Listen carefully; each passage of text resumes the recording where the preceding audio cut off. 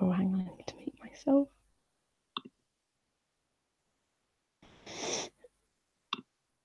Hello, everyone, and welcome back to a brand new Road Dog Does Politics stream featuring today myself, Angels, and Thomas Williams. Say hello, folks. Hey, hi everyone. Hello, people. And hopefully a few people with the link should be along too, should they wish to join us as well. Firstly, I'd like to firstly apologise for not uploading content in quite a long time. I know some people have been requesting it, but because of various work commitments, etc., I've not really been very good at uploading content in the past month or so. So, yeah, I'm sorry for that.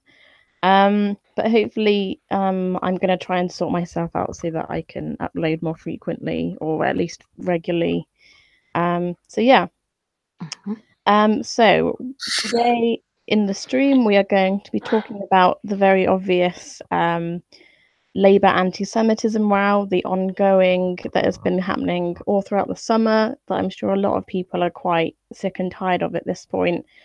And as well as the Parliament reconvening this week as well as schools go back, so does Parliament.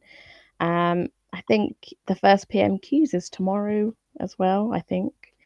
And also a Brexit poll that reveals quite a bit about Leaver's feelings towards a no-deal Brexit. So that should be interesting. And also we've got a GMB pro vote Labour MPs in accordance with the TUC, the trade unionists, endorsing a second referendum and a people's vote ahead of March 29th, I guess. So yeah, that's basically what we're going to talk about today. Okay. So yeah, let's begin. Shall we begin with Brexit? Yes, so let's get on to our favourite topic. Why not? Brexit, because it's. I don't think we've talked about it enough. To be honest, I don't think we've covered all the topics. No, I don't think we've repeated ourselves enough times. no. I've never ranted about Brexit. But No, definitely need to bang on about remaining in the EU some more. It's one of those incredibly obscure issues that no one in the country talks about. Yeah. No, I don't. Yeah, I think I need to get myself clued up a bit more on these empty slogans that mean nothing. So yeah. So Brexit. Let's get to the heart and soul of this topic. Okay. So I've got an LBC article up here in relation to. I think this was an article that got published yesterday in regard to a poll that was reported on by Theo Asherwood, who's like the main political reporter on LBC. So I'll share it with you now. And it's basically a poll that was conducted, I think, by or for Leave voters, so everyone who voted Leave. Basically saying that they would be happy, or most people would be happy, like a majority of over 50% of people wouldn't mind the NHS stockpiling food. They wouldn't mind food prices going up. They wouldn't mind employment decreasing. They wouldn't mind the economy plummeting a little bit, or indeed having another recession for that matter. They wouldn't mind as long as we got out of the EU, frankly, which I find pretty exasperating to say the least. I'm struggling to understand it. I don't know about anyone else, but I will share this. Okay. Screen of death. Okay, so here it is. Brexiteers happy for UK to go into recession in order to leave EU. This was 3rd of September, so yesterday. I've just watched that video, so yeah, ignore that. It's just Theo Asherwood talking. So people who voted for Brexit would be happy to leave the EU, even if it means food and travel prices to rocket and the UK goes into recession, an exclusive LBC poll reveals. The survey for LBC by Delta Poll shows that 70% of leavers are happy to leave the EU even if it means longer queues at ports and airports, border control.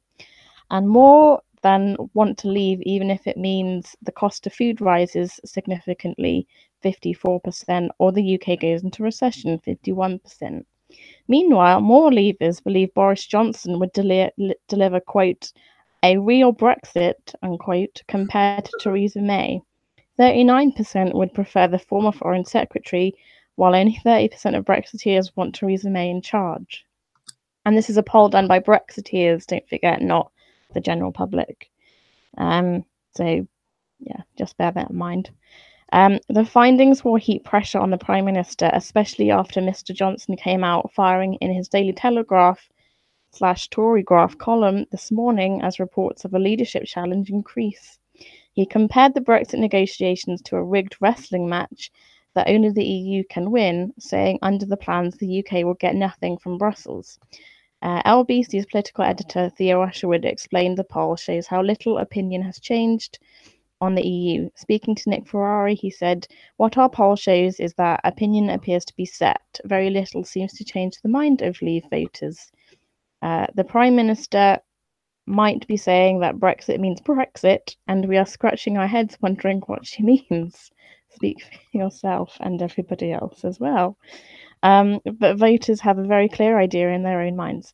65% says it means full control of our borders. 63% says it means no more payments to the European Union. That presents a problem because the Prime Minister has already ruled both of those out.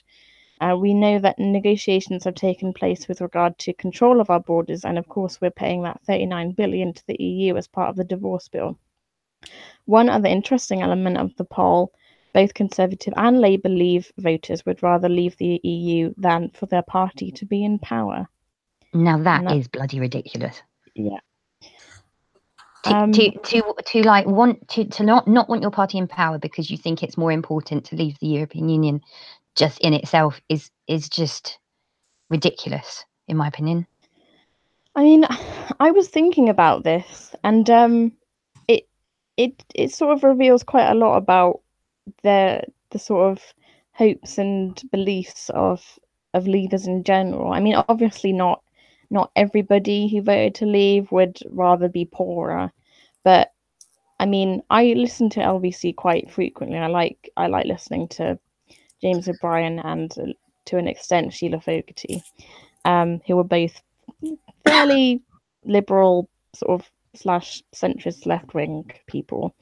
And the amount of people they have on their shows who phone in and just talk absolute rubbish about what they think Brexit is and what they want Brexit to be, and oh yeah, freedom of movement, blue passports, and fish, and oh, like, not fish, anything but I know. Did somebody mention fish? Hello there. Yes. To be fair, the LBC talk shows, it is just utterly insufferable because a lot of the people on there are just people who go, "Oh, I don't want Remain. I voted Brexit. I don't know what's going on with Brexit." It's like white man van on the M25, pretty much. Didn't you say you said that whenever you listen to LBC that it's basically perhaps one or two like fairly moderate callers, and then every single other caller is a gammon? Mostly, yeah. I tend to listen to O'Brien quite a lot. I mean, I enjoy listening to James O'Brien. I think that he's correct in like many of the things that he talks about in regard to Brexit. The only thing that I get quite irritated by is that he tends to get quite patronizing towards people, which then riles them up quite a bit. Like he rubs them up the wrong way, but he insinuates that they're stupid. I mean, I don't doubt that they probably are presenting themselves as quite dim at the time. But I mean, yeah, a lot of people that call in talking about Brexit and sovereignty and just the general stuff that like the stereotypical stuff you've been hearing, and it's all very easily being proved wrong. Like, mate, we already have sovereignty. That's what Parliament is. And can you name me one EU law that you're looking forward to not having anymore? They cannot name a single effing one. It's just odd. So it goes round and round in circles. I get so tired of it, and I feel I like know what you mean. even now, like we're repeating ourselves. Yeah, So, I just wanted to quickly go to the side chat because they've been discussing it as well. Yes. Loads of people saying hello at the beginning, and I've just noticed that we've got bloody Tim Martin in the chat. So whatever bastard has made him, and a special hello to Angels. Oh, piss off, Tim Martin. He was on Politics Live this morning. What? Why do they wheel him out? He's a freak. I don't know. He's such an irrelevance, isn't he? Yes, And he's never dressed, like he just does a polo shirt and nothing. I go to work in a polo shirt sometimes. Could I make a point on that poll you brought up earlier on? Yes, please do. Because one thing that I do find interesting by it, obviously the headline announcements being Brexiteers willing to have recession in order to leave the EU, willing for food prices to go up and all the rest of it. The one thing that it does say to me, which is interesting, is that if in most of those scenarios, the majority of leave voting respondents all say, yep, I still want to leave if there's a recession. Yep, I still want to leave if I'm poorer. Yep, still want to leave if the food prices go up or whatever. At the very least, as much as I completely respect that you may disagree on the major issue of Brexit, it does say to me at least that this idea of the leavers didn't know what they want, they've all been tricked, they all regret it now, they all want to change their minds and the rest of it. If it shows that the majority of those who voted leave are willing to accept potentially rather negative consequences of Brexit, it at least says to me that a fair few people have their eyes open to what the potential dangers of it are, but nonetheless still choose their own course of action. Yeah, that's true. And I do respect a lot of people like yourself who voted for Brexit for a lot of, other alternative reasons. Not just fish. Not just fish and blue passport. And I think I noticed a tweet, I was saying this to Angels earlier before we started, that Matthew Cooper made quite an interesting observation in a tweet yesterday where he was referring to this poll. And he said, this is something I don't think a lot of Remainers realise. A lot of people who backed leaving the EU did so on principle and not through any sense of being better off outside of Europe. Telling these people they will be worse off won't change their minds. Which I think, is true. Like, I think people also to an extent are getting quite entrenched in their beliefs about what they think Brexit will mean to them personally. So yeah, I think you're right, Swiss, but at the same time, I think as a Remainer, and I think Angels will agree with me, I think that having that attitude towards, like, it's sort of like a laissez-faire sort of, I don't really care if the NHS doesn't get the money it deserves or start stockpiling medicine, etc. I don't think that's a healthy outlook on the way we should be looking at Brexit. I mean, perhaps, again, it comes down to some of our clear differences interpreting what we're seeing out there. But I think if I believed that many of the warnings about what will happen within Brexit, either no deal or with a deal for that matter, if I believed that many of them would come to pass, perhaps I'd be reevaluating my position. But to be completely honest with you, yes, there will be some short-term downsides to Brexit. That much I thought would be the case in 2016. But the extent of which, yes, there's some genuine concerns, but some of the other stuff that's been put about recently, I'm not personally concerned for a shortage of medicine or food for me, my friends, my family, anything along those lines. And so it's probably down to us evaluating some of these warnings rather differently. Yeah. I think that if were I to believe that Brexit was going to render us some third world country with a really awful standard of living for everyone, then perhaps I'd be quite concerned. Yeah. But so even I think, like, we're not going to turn out like to be like some really poor countries in Africa who will literally have nothing and are sort of, in a state of absolute poverty. I don't think that's going to happen. But I do think we should heed warnings to an extent. I mean, I don't think that all legitimate concerns should just keep on being passed off as Project Fear or this or that. That's no real way to approach it, in my view. You've got to give credence where it's due. I think you could compare it slightly with the Jeremy Corbyn situation, where it's like there are legitimate criticisms and concerns of Jeremy Corbyn's leadership, but they are amid an ocean of smear attempts. Oh God! As a Brexiteer, I kind of feel a similar sort of way to do with Brexit. It's like, yes, of course, there are going to be challenges and downsides to us leaving the European Union. I wouldn't seek to deny that for a moment, but against the backdrop of economic apocalypse, I often find myself thinking, well, I imagine things are going to go better than they're warning. So on the whole, I'm still pretty happy with the whole thing. Speaking of Jeremy Corbyn, he's actually in the side chat. I thought you'd be busy today, Jezza. I don't know what you're doing in the side chat. He asks me as well. I've heard a rumor that you're voting for Big Daddy Vince. Is this true? Given the choice of the others, probably, Jeremy. I'm sorry about that. And quite a few other people going on about fish in the side chat as well. But no, yeah, I think actually also there's a danger, just going back to your point, Swiss, about it's the boy who cried wolf, isn't it? Because what has happened, and I think that this has happened about actually the anti-Semitism thing in Labour, because lots of people now just they just expect Jeremy Corbyn to just be endlessly smeared to do with every single possible thing they can possibly think of. I actually think that if there is valid concerns, for example, a lot of people will now at this point, like I feel like the whole thing's a bit counterproductive, and now at this point people will be like, oh look, another Corbyn smear again, to the point people will stop taking it seriously and just I think even if there is I think also needs to be taken into account is that the sheer amount of smear attempts over the summer, a lot of it has just caused membership to increase as opposed to decrease.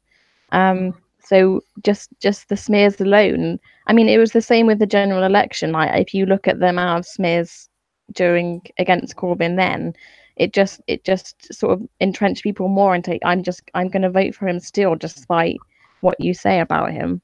So speaking of membership increasing, do you know that you've gained 5 subscribers since this stream started? I did notice. Yeah, I was quite surprised. So thank you to everyone who's given me props in the last half hour. It's very appreciated. Tim Martin blowing me kisses in the side chat. Yeah. So yeah, I mean, back to this whole Brexit thing. None of us know what is going to happen in the future, let alone March 29th. I mean, Michel Barnier's sort of I think over the weekend I heard had hinted towards getting somewhat of a bespoke deal, but not getting everything that we want. But sometimes I think when people talk about, getting our sovereignty back and controlling our borders again, which I know that those are the sort of probably most important things that people like to think Brexit is. I mean, I hate to repeat myself over and over, but we already, I think Phil Mason asked this in the chat. He asked, would you rather Westminster be sovereign or Brussels be sovereign? And I was like, mate, Westminster is already sovereign. That's what Parliament is. It's a sovereign body of government that makes its own laws. And, Brussels is just I don't know, like a vehicle, if you like, to, it's like, I just can't understand, stop going on about bloody sovereignty. I just feel like I'm repeating myself over. And it's the same thing with border control as well. I mean, if you go to Europe on holiday and you drive through different countries, you'll find considerable lack of borders, and then compare that to when you come back into the country, there is quite a lot of border security. And that is the stark difference between the UK and the rest of Europe, is that a lot of European countries are part of the Schengen area, which means that there are virtually no borders. You can drive quite freely through other countries without getting stopped and checked. And that also ties quite well into the Northern Irish problem, and what they're going to do with the borders there. I mean, Jacob Rees-Mogg was hinting last week, I think he made a speech at a conference saying that we could go back. It could be like going back to the Troubles, as if that's quite a casual thing to, talk about going back to retrospectively. I don't think anyone wants to go back to the Troubles and having a border that's like that secure and like that, having that sort of barrier. You know what I mean? So I just think, it's just. I think there needs to be a coherent, unified conversation where everyone knows exactly what's going on, rather than just saying what their own thing. I'd say on the issue of borders, things might be slightly conflated, because I absolutely accept what you're saying. Obviously, it's a completely different setup in terms of movement in the Schengen area versus in the UK. But I think often when people talk about borders, they mean it as sort of a catch-all term to refer to immigration. And in terms of immigration, at the very least, membership of the European Union does place upon us very specific rules about who we do and don't allow into the country and what circumstances you can tinker around with that. So although the physical borders, i.e. the infrastructure, the people checking who's coming in and out and the rest of it, that might materially not change. The big change through Brexit will be not having to accept the people from the various European countries on exactly the same basis as we have done already. You can control and decide immigration from those countries on the same basis that you choose to from those outside of the EU. What has never really made much sense with the whole immigration argument? Well, quite a few things actually, but the first one is that people sort of you hear quite a lot of people saying, we won't have freedom of movement anymore, so that's great, it will like solve all of our problems, sort of thing, and we can replace it with a really cutting edge thing called points-based system, which we already exercise for non-EU migrants, of which are the majority of our migrants in the first place. So that doesn't really stand up to scrutiny whatsoever. Like, if it worked so well, the majority of immigrants in this country would not be non-EU, would they? Well, do you think, broadly speaking, a points-based system is a preferable immigration system? It depends on how it's exercised. Like, I mean, potentially, but it's like it really depends on what sort of elements, people are let in by, and obviously according to what the country needs. I don't think it's as consistent as it on paper sounds whatsoever. I mean, I was going to say that, just as an extension to my last point, in that we already had control over our immigration anyway, like more so than what people thought. If people from the EU or from any other country for that matter came to the UK, if they within 3 months weren't paying taxes and didn't have a job and weren't like living a fairly stable life by 3 months, then we were we as a country with complete authority to tell them to leave. But because we weren't enforcing that, or we weren't really taking the lead and actually doing that, consistently, it meant that it looked as if we had like an open door policy where people could just stay in as long as they liked and not pay taxes, and thus pushed the sort of idea that immigrants, they just come here and like take our jobs and live off benefits. Either that or just like that. Exactly. Can I say this, just to propose sort of a bridge between our two positions, Rodog, which might be challenging in itself, but we'll see if it works out. I think that when we talk about, we already have control over borders, we already have sovereignty. So what's the beef?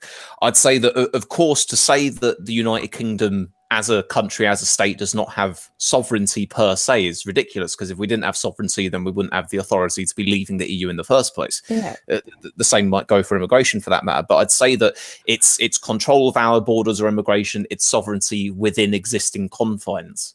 It's like, arguably, rather than saying it's simply a yes or a no, a binary of do you have it or you don't have it, the question is to what degree?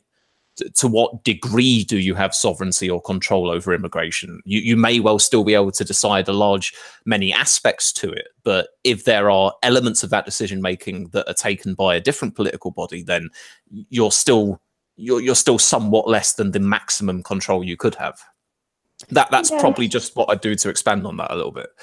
So I guess what you're saying is that, yes, we do have sovereignty as an independent country, but at the same time, there's an element in that Brussels sort of, I'm not going to use the word dictates, but has influence over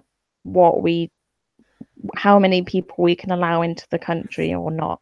I'd put it in these terms. I'd say that obviously we have far more sovereignty than a place like Tibet or Palestine or somewhere for very obvious reasons. But if you were to contrast us with, say, the United States answers to nobody. Which may well be problematic in itself if we're going to get onto Donald Trump in a bit, but you know, but the USA answers to nobody. The USA is its own highest sovereign power. It's not part of any larger union in that sense. Yeah, but then also I guess we could get onto the whole other conversation of, is it better to be within a union and be part of a sort of, I guess you could say, superpower, or be out by yourself and, you know, be the little guy facing the big guy. Another thing as well is, yes, the US is its own true sovereign nation, but it's hardly an example you want to live up to. Well, not in the way they choose to exercise that sovereignty. But I suppose the point. I suppose the point then would be, you know, does that mean that any country ought to be shackled somewhat to stop it from turning into? Oh, I wouldn't use the word shackled. I think that's a constraint, perhaps. Limited.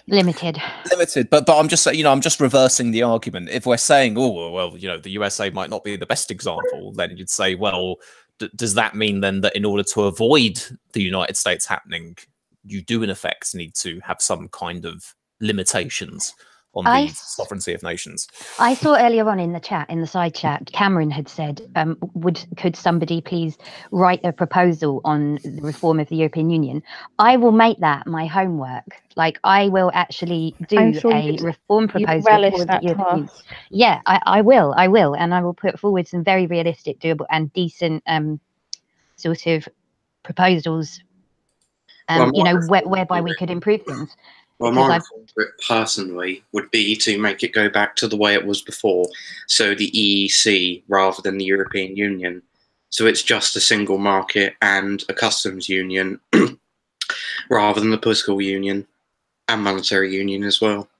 I'd probably echo that, to be honest. I'd say, you know, have a group of states agreeing to trade with each other and allow common tariffs for one another, sure.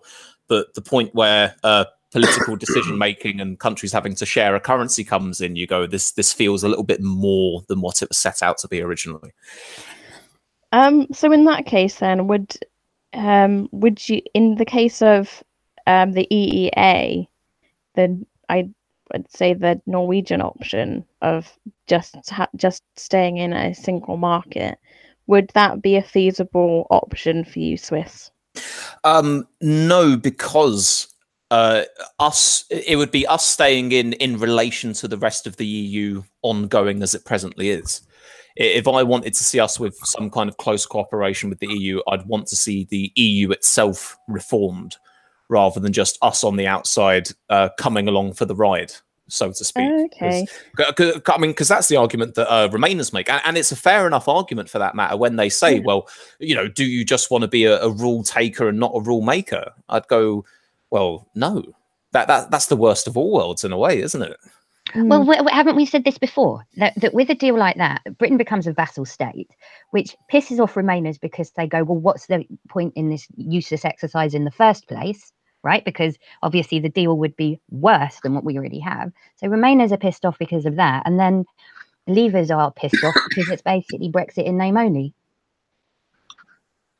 You know, which is why and arguably you have less power then. Which is why we need to very quickly know the terms of this deal. I don't know whether or not businesses have been informed about what's actually going to happen, considering that a deal needs to be made. Is it next month?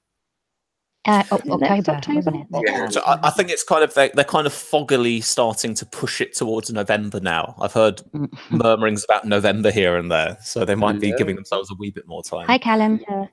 Okay. Well, I completely May forgot I what I was going to say interject? now.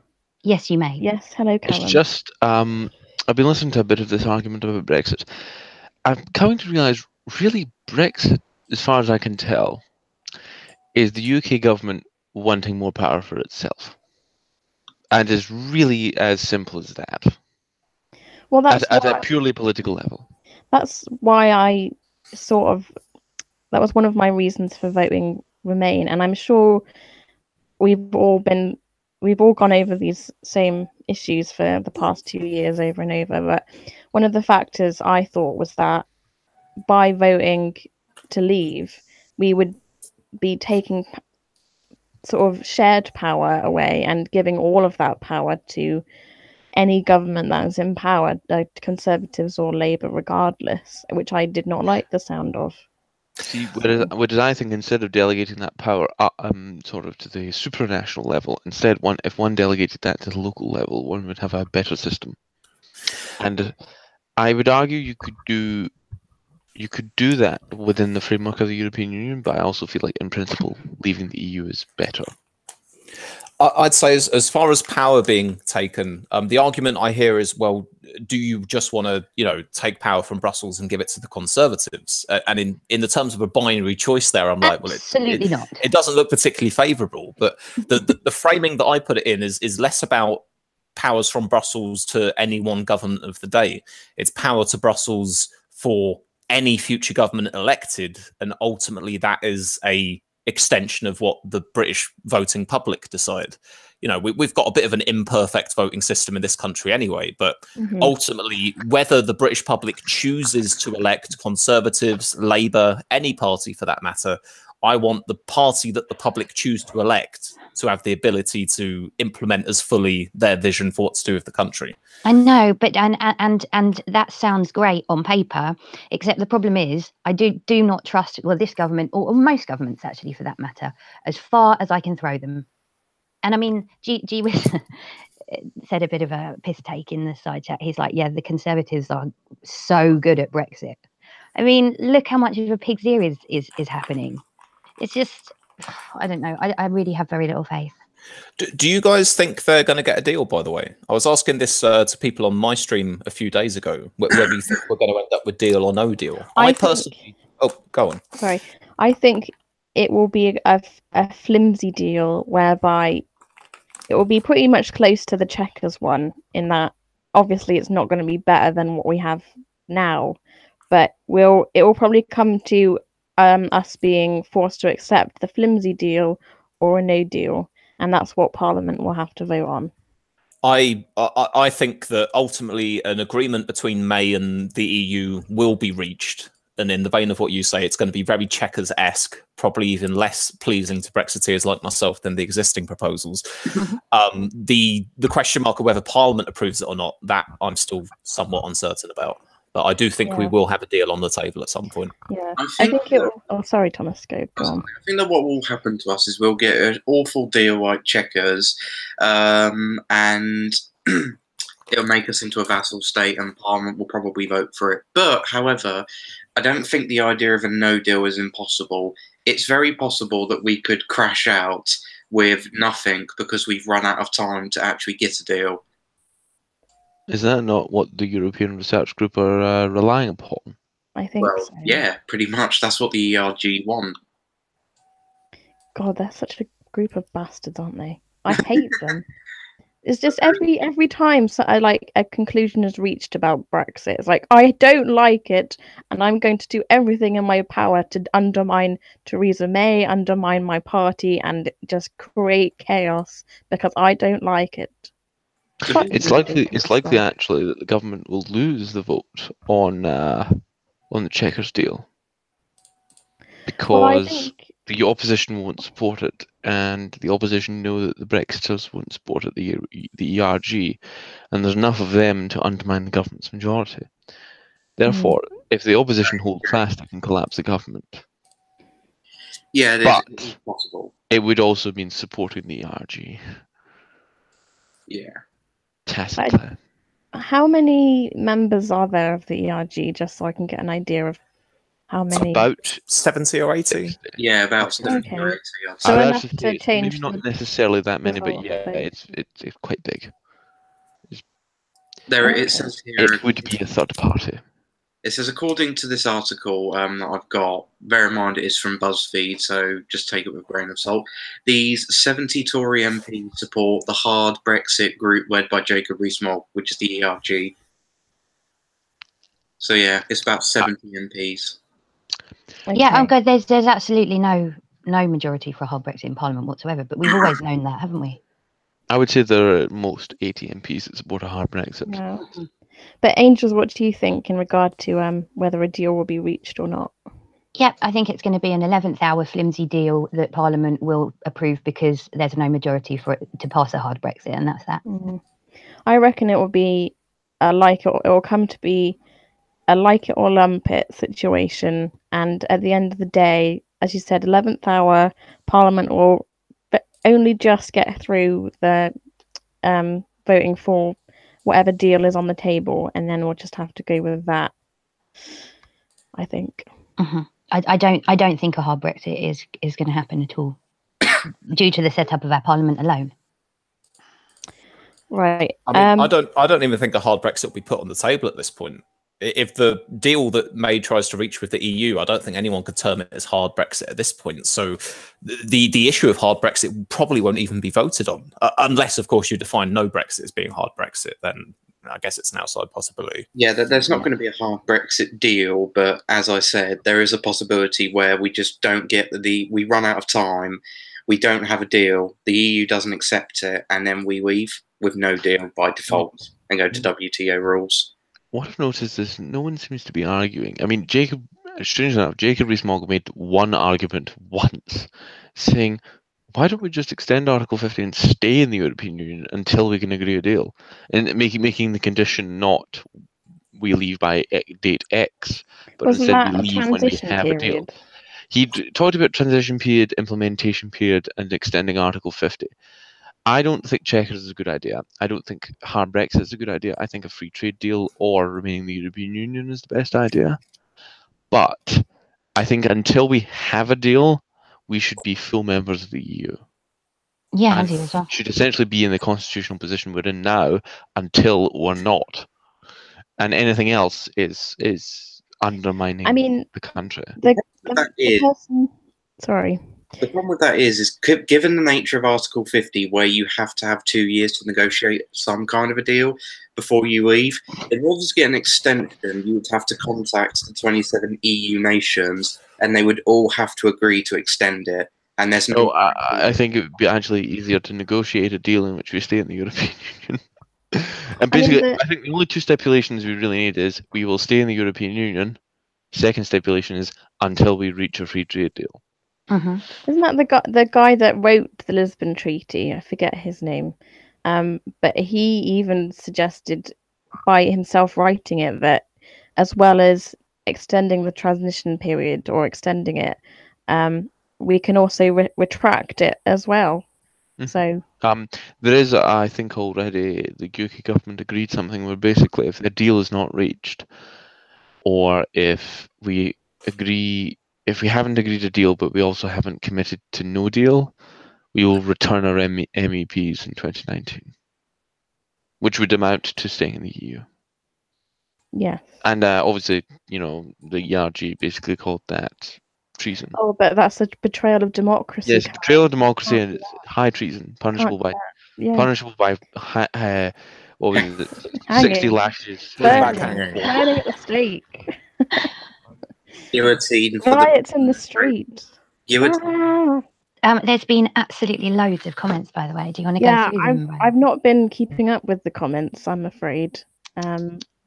They'll tell you off just like they tell me off. Yeah. I have to say, normally I get quite tired of the troll accounts, but Donald Trump has been making me laugh.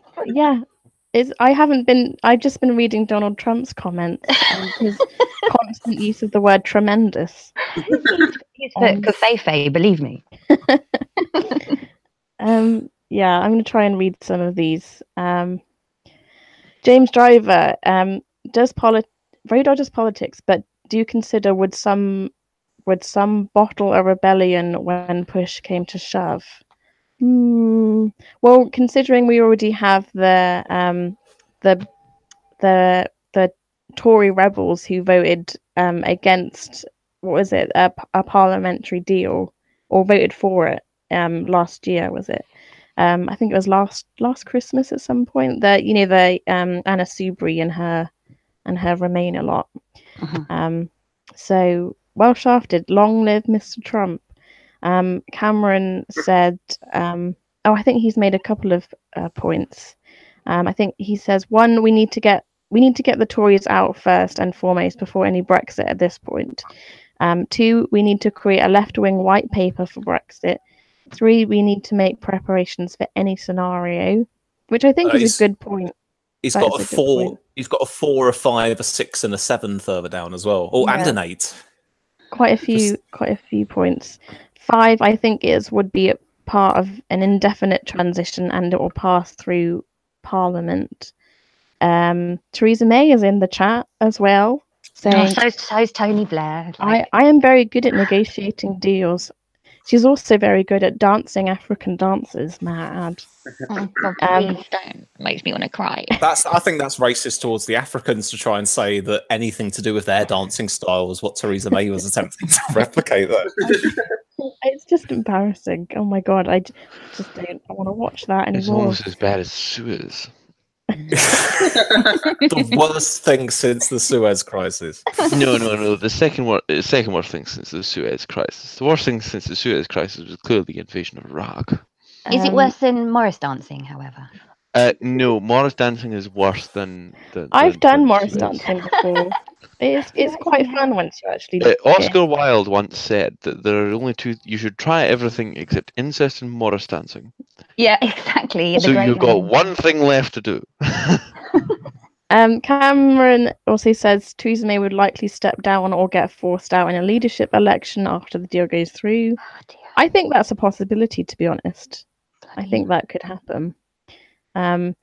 James Driver says no deal is sort of a hard Brexit, and Captain Switzerland simply because it is a clear split, I think. Covfefe, believe me. I think Shafted says, I think hard Brexit is a splendid idea. I disagree. Cameron goes on to say the new Conservative leader would call a general election in spring 2019. Checkers or bust, says Theresa May. The issue with that is that the Article 50 process is written to make that difficult. James says, but then Theresa May Chequers deal is dead. Tremendous. I also think we should extend Article 50 to get a better deal. We have little choice. Oh God, I've lost that. And yeah, comments are going on and on. Adam West, we should leave the EU because they have austerity within the EU. We also have austerity in this country, so I don't know if you noticed. There is an argument that leaving the European Union would somehow, I don't know if this is more of a Eurozone thing, but leaving the European Union would hypothetically leave the UK more open to anti-austerity measures, but I think that is really a Eurozone thing, because I think that's the argument that Italy put forward, that Italy would leave the EU in order to massively increase its debt to fund its welfare state. Or yes, I think. But I think that's more contiguous with Eurozone membership rather than EU membership on the whole, because I think you can have EU membership without necessarily having to adopt austerity positions. I think it's because Eurozone countries are more integrated and are governed under the European Central Bank, whereas the sovereign bank of the UK is the Bank of England. That's true. And this is why the sovereignty argument kind of falls down, because except if you see, the sovereignty argument falls down unless you genuinely want more power for the UK government. Yeah. I'd be inclined to agree. And I mean, you could also make a comment. Sorry. The liberal case for Brexit doesn't quite make sense. I mean, I do also make the comparison about Greece and austerity, having austerity sort of forced on them by the EU, and thus putting them into huge amounts of debt. I mean that's an argument for leaving the EU, I would say, but I mean Greece certainly hasn't come out well at all out of that situation. But then again, I still think that, you know, even if we left the EU, we would still obviously be poorer off as opposed to being successful in the short term at the very least. So yeah, with that, I'm going to go off for a loo break, and when we come back, we'll move on to what Swiss was talking about in terms of Jeremy Corbyn and the anti-Semitism row. Okay. Yeah. I'm just looking at the side chat, and the whole chat is completely ruined. You've just got so many troll accounts there. You've got Joseph Stalin, Jeremy Corbyn. Oh, I was like, Theresa May. Tony Blair, Theresa May. I blame Cameron Hickman for Yeah, starting Cameron all this. started this whole thing. I mean, I love it when they appear in my side chats. To be honest, it adds a nice bit of flavour. But I think they make up about half of the people we've got in the side chat today. Speaking of Brexit, do you remember how I mentioned, I think it was in the last stream, about the French naval ship in the English Channel? Yes. Yeah. Oh no, the French government, the French agriculture minister has explained that yes, the French Navy is now mobilising in the English Channel for peacekeeping purposes between British and French scallop ships. So there is genuinely French warships in the English Channel right now, protecting the French fishing fleet, and we haven't even left yet. Oh my god! So #fish is an actual thing. It's not fake. It's a real thing. It came from the French agricultural minister through the Times of London. Do you remember how excited everybody got over? I think it was during the Brexit referendum when there was that so-called Battle of the Thames, where you had Farage and Hoey on that yacht one together, ship and then bloody Geldof. Yeah, all the fishermen's trawlers and Geldof and all the rest of it. What's the name? Gisela Stewart just looked at it from Westminster Bridge and just said, "Bloody children." And I have to say, I was with Gisela Stewart on it. I think that, you know, if that was our World War One, then Brexit fish, the War of the English Channel, is most certainly. You know, we haven't had a good naval war with the French recently, have we? The last naval battle we had with the French, I believe, was shortly after Trafalgar in the 1800s. Long overdue. Everything's getting a reboot nowadays. Why not naval battles with the French as well? Well, see, we're going back to basically the trend that we had for 500 years, and that was continuous invasion of France. I mean, name a century besides the 20th that we didn't invade France. I mean, as in that we didn't invade France. Obviously, we invaded Vichy France. But I mean, France. I think you're slightly more brushed up on your history than me, anyway. I think the last century we didn't invade France was like the 8th, maybe the 7th. So this was destined to happen. Since France came into being in the 10th century, I don't think any British country has invaded France. Not invaded France. Since France thing. Because, I mean, obviously, after the Norman conquest, obviously there was wars with France before that, but after the Norman conquest, there was constant war in France until the 100 Years' War. And even then, I think there were still skirmishes in the 15th, 16th, and 17th centuries. Cameron has asked in the side chat, it's gone now, don't worry. Uh-oh. It's got to be there somewhere. He just retracted the message, so... Tim Martin has been going around telling people that we're getting married in the side chat. Well, after he sent you that beautiful birthday greeting, I'm not surprised. It was a lovely, lovely birthday message. It made my day. Thanks, Tim. Was it a pint of John Smith's? No, I mean, I might join Tim one of these days for a glass of sparkling English wine. Well, you know, the only one that he stocks in Wetherspoons. Certain Wetherspoons are not that bad in terms of the actual environment. Then again, I've never been in an English Wetherspoons, The Scots Weatherspoons, they're all right. Weatherspoons isn't the same since they got rid of the Sunday roast. Hi, Matthew. Hello. Sunday roast. And just We your roast don't beef. tend to have them. It's you know, roast beef or chicken or whatever, and taters and Yorkshires and veg. Gosh, gotta love a good carvery. Oh hell yeah! What are we doing next then, host Anyway, Rodog? the next. Road Dogg. Let's see. Donald Trump is saying Road Dogg is going to be his fifth wife. You're going to be his fifth wife. In his dreams. It's going to be my fifth wife, believe me. I don't know. There's a lot of money in being Trump's wife. If that's what you're into. I mean, I might do it. There are many things I'd rather do than do that. I was wondering, how does Donald Trump marry people? Does he just grab the ring, shake it? Oh, he grabbed something else. Allegedly. No. Allegedly, yeah. Wait, does he grab the ring, shake it, and say, "You're my wife now"? Believe it. Or you belong to me. Does anyone know that? You belong to me. And then he probably grabs them elsewhere. Yeah. Yeah. No, I was going to say, has no one's seen the League of Gentlemen? Yes, No. I have. But Yeah, do you not remember Pepe Lazarou in the League of Gentlemen? He was always dressed in blackface. Oh, vaguely. Yeah, he was dressed like a gypsy in blackface, and he always spoke really creepily, and he always referred to everyone as Dave. Well, I've seen clips. He used to grab women's rings and say, "You're my wife now," and then they revived the series briefly, and at the end, someone fell into a pit, and he happened to walk by with a lantern and say, "You're in a wife mine now." Anyway, 'cause he was always stealing people's wives, literally. I think we should move on from the Trump topics because I'm sure he's because you might get attention.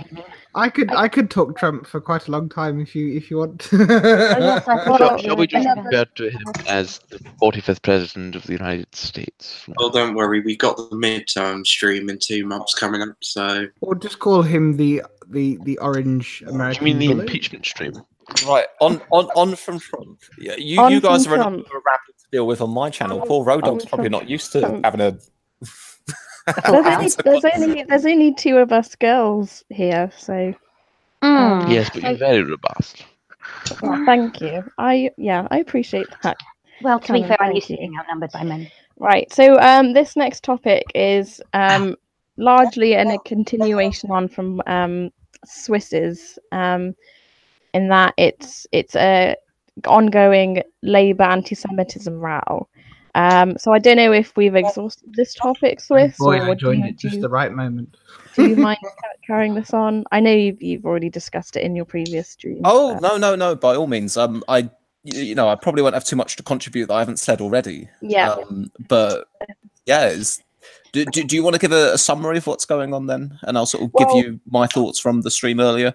Yeah, I mean, I've got up a BBC article because we all love the BBC. Oh yes. It's completely balanced. You know, we're fulfilling Always. the 2 news stories of August. Corbyn hates Jews, Brexit apocalypse. It was foretold. So, as you all know, the NEC is holding anti-Semitism talks on whether to adopt this International Holocaust Remembrance Alliance, IHRA for short, definition on anti-Semitism. So Shadow Chancellor John McDonnell said he hoped the party's NEC would adopt all the examples. Rival protest groups are outside Labour HQ where the NEC is meeting.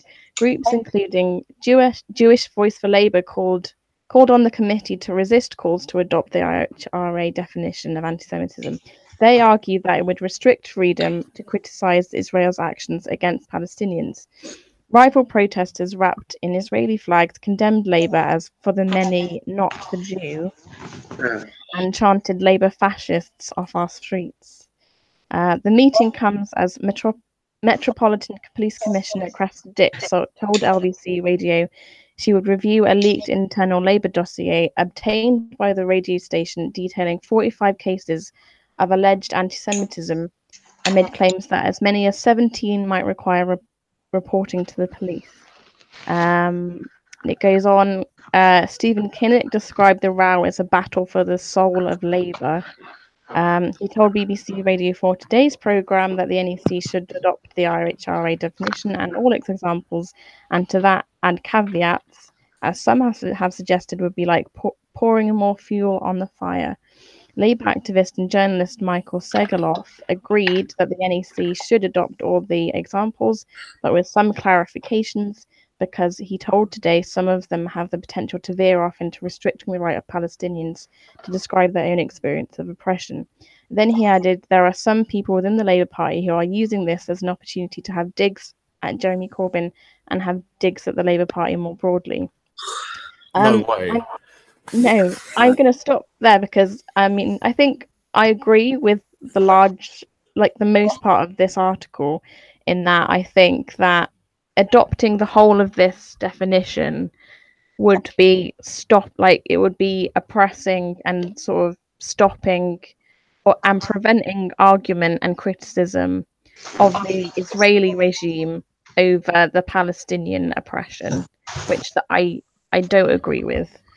And also, I think the comment that it's allowing other Labour Party members to throw smears at Jeremy Corbyn and others in the Labour Party. I think this is a vehicle for them to sort of vent their frustration and anger at Jeremy Corbyn in particular. I do have some sort of breaking news / sort of rumor mill Twitter stuff that's going around. Go for it. It seems as though word is coming out of the NEC that they are unlikely to reach a conclusion on IHRA today. Oh, really? That's what I'm seeing from a few admittedly conservative tweeters, but it's an excuse for them to be outraged about something. So I would be surprised if they're fake. Am I correct? Hodge is still a sitting Labour MP. Yes. I can imagine her leaving over this. Who? Margaret Hodge. I can imagine her leaving the Labour Party this evening over this. I think as I think someone was saying in your last stream, Swiss, I forget who it was, but was it you?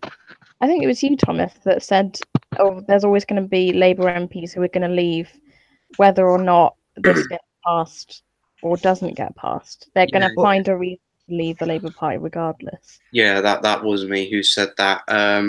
I basically said they're just looking for any excuse to leave, and if it wasn't for this, it would have been with something else. Well, Margaret Hodge moved the goalpost yesterday, didn't she? Pretty much, because she said, essentially, that Labour adopting IHRA, in her words, at this point wouldn't be enough. This is an issue with Jeremy Corbyn, not the IHRA definitions anymore. Maybe 3 months ago, this would have been sufficient. Now it isn't. So Margaret Hodge has pretty much set out her stall at this point. And in some ways, there is an argument to be made that actually it might benefit the Corbynistas if Labour does adopt the IHRA, because it will expose a lot of the moderates. Because, you know, the argument has been for a while that, adopt the IHRA and all this pressure will go away, and all the pressure won't go away. And so basically it will be revealed to the wider public, because bear in mind, this is an internal Labour issue for the most part. And those who care most about it are Labour people or political people. This will expose this to the wider public, that actually this is not about IHRA. This is just about Corbyn. I'd probably echo that. Basically, summarising what we'd said earlier, that regardless of how this thing pans out with the IHRA, there are clearly a group of Labour MPs who want to see Corbyn gone one way or another. They've been leveraging this anti-Semitism row for the last few months to do their absolute best to discredit him. And regardless of what the decision of the NEC ultimately is, whether they adopt it, whether they don't adopt it, whether they add the free speech caveat or not, ultimately that's not going to change anything. Even if they do adopt it in full, then they'll be able to go, oh, well, guess what, Jezza? Dear leader of the Labour Party, you're in violation of this, and this example. So time to go. I don't even think they do that. I don't, because they're not that nuanced. There's worse things that Jeremy Corbyn has done than most of these people are actually bothering to point out. This is my issue.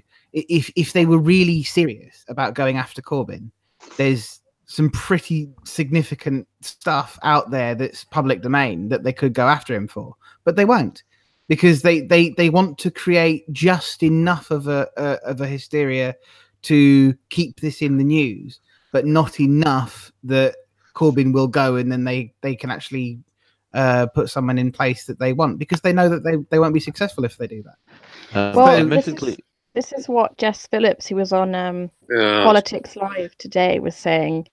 They asked if she wanted to have a vote of no confidence, and she was like, no, because I think that's precisely your point, Matthew. What you were saying is that she knows that he won't, and he'll likely be played back in anyway.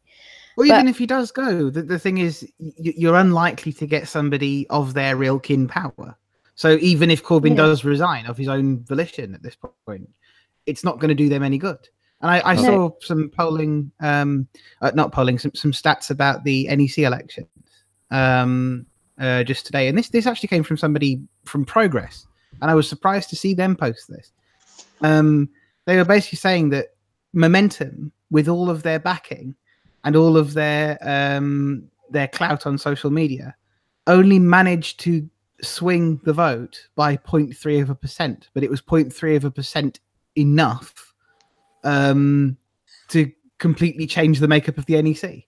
They're referring to numbers from 2014. Mm-hmm. So that's significant. If the Labour membership is only swinging by 0.3% and it makes that much of a difference to the NEC, then yeah, you can draw your own conclusions. That 0.3%, just quickly, are we talking about 0.3% of the membership at large, or 0.3% of those who choose to vote? Those who choose to vote. Ah, okay. Thank you. Admittedly, from an outside perspective, but when I look at the Labour Party as it is now, it's re-establishing itself as a social democratic party, a properly social democratic party. Mm. Those who do not support that should either change their minds or leave the party. It seems to be relatively simple, and I think that what Jeremy Corbyn needs to do is essentially challenge his own critics to either accept the orthodoxy of the Labour Party or leave. And in fact, I think that those people who are really gunning for Jeremy Corbyn should be deselected and forced out, because it's not consistent. It's undermining their entire movement. Two parties with broadly similar views on certain issues, but diverging ones on others, could work together in a coalition where perhaps the Labour Party as a single organ might not be able to function. Therefore, the quote-unquote moderates should leave, form their own party, or get with the Lib Dems, and the Lib Dems and Labour can work together on issues that they agree upon and not agree on the issues you don't agree upon. It seems so much more consensual than having people in the Labour Party that are not welcome in the Labour Party, who do not feel welcome in the Labour Party, and who are trying to undermine the Labour Party because they want the Labour Party to agree with them and not with the majority. Question for you, Callum. I'm not sure how familiar you are with Australian politics, but are you basically talking about something akin to the Liberal National Coalition? Yeah, I think that having, or like the French parliamentary left and the French parliamentary right, having a group of to run under the one banner overall agree and run as a coalition, like the Lib Lab Pact. There used to be Lib Lab MPs who were liberals, who were trade unionists, that ran and sat with the Liberal Party and contributed to a Liberal government, but were not themselves liberals. And arguably what could have happened under Ramsay MacDonald until MacDonald resigned in 1914. There was views for the Labour and Liberal parties to work together. Then that didn't happen. What I'm trying to say is that at this point, I would argue that the Liberal Party, the Labour Party and its right wing should break off, either sit separately or join the Liberal Democrats, and then that centrist group should work with Labour. Yes, fundamentally. Because am I not right? Is not the aim to get rid of the Tories and to stop fighting with each other? This is the whole. This was how Hitler got into power. It's because the left wing of German politics was split in about 9 different parties. You can't talk about anti-Semitism and Hitler together in the same sentence. Oh yeah, so I forgot mentioning Hitler in the word. Mentioning Hitler in the same sentence as anything to do with the Labour Party is anti-Semitic. Yeah, Sorry. just as I don't remember. Oh, sorry, Rowan, go on. I'd agree with that assessment, Callum. I think I'm getting to a point now where I think that the moderates within the Labour Party, and that includes your Yvette Coopers, includes Chuka Ramuna, those sorts of people, those sort of centrist / centre-right people who disagree. Like I feel like are deliberately undermining anything Corbyn has to say.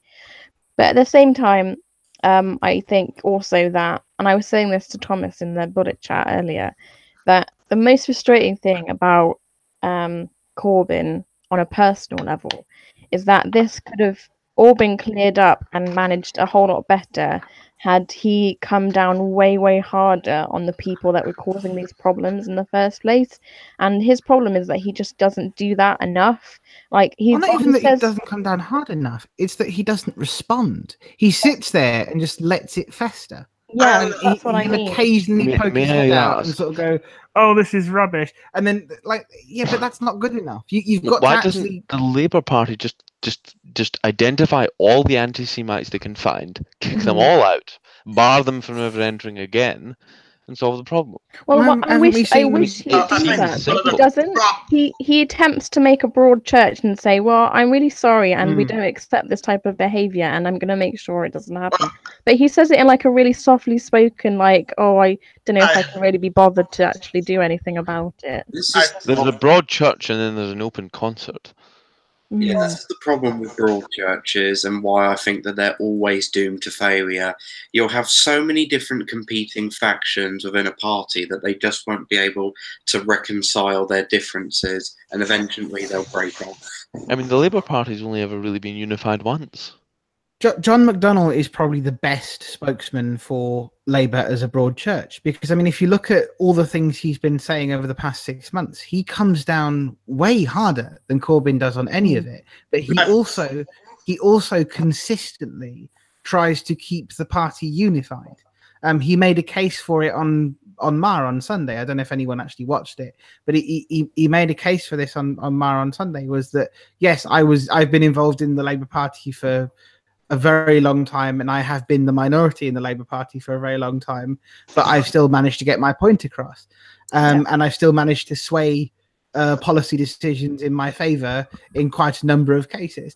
And so having a broad church within the Labour Party, I disagree. I don't think it is necessarily doomed to failure, but I think you need the right leader that can actually have people coalesce together and keep unity.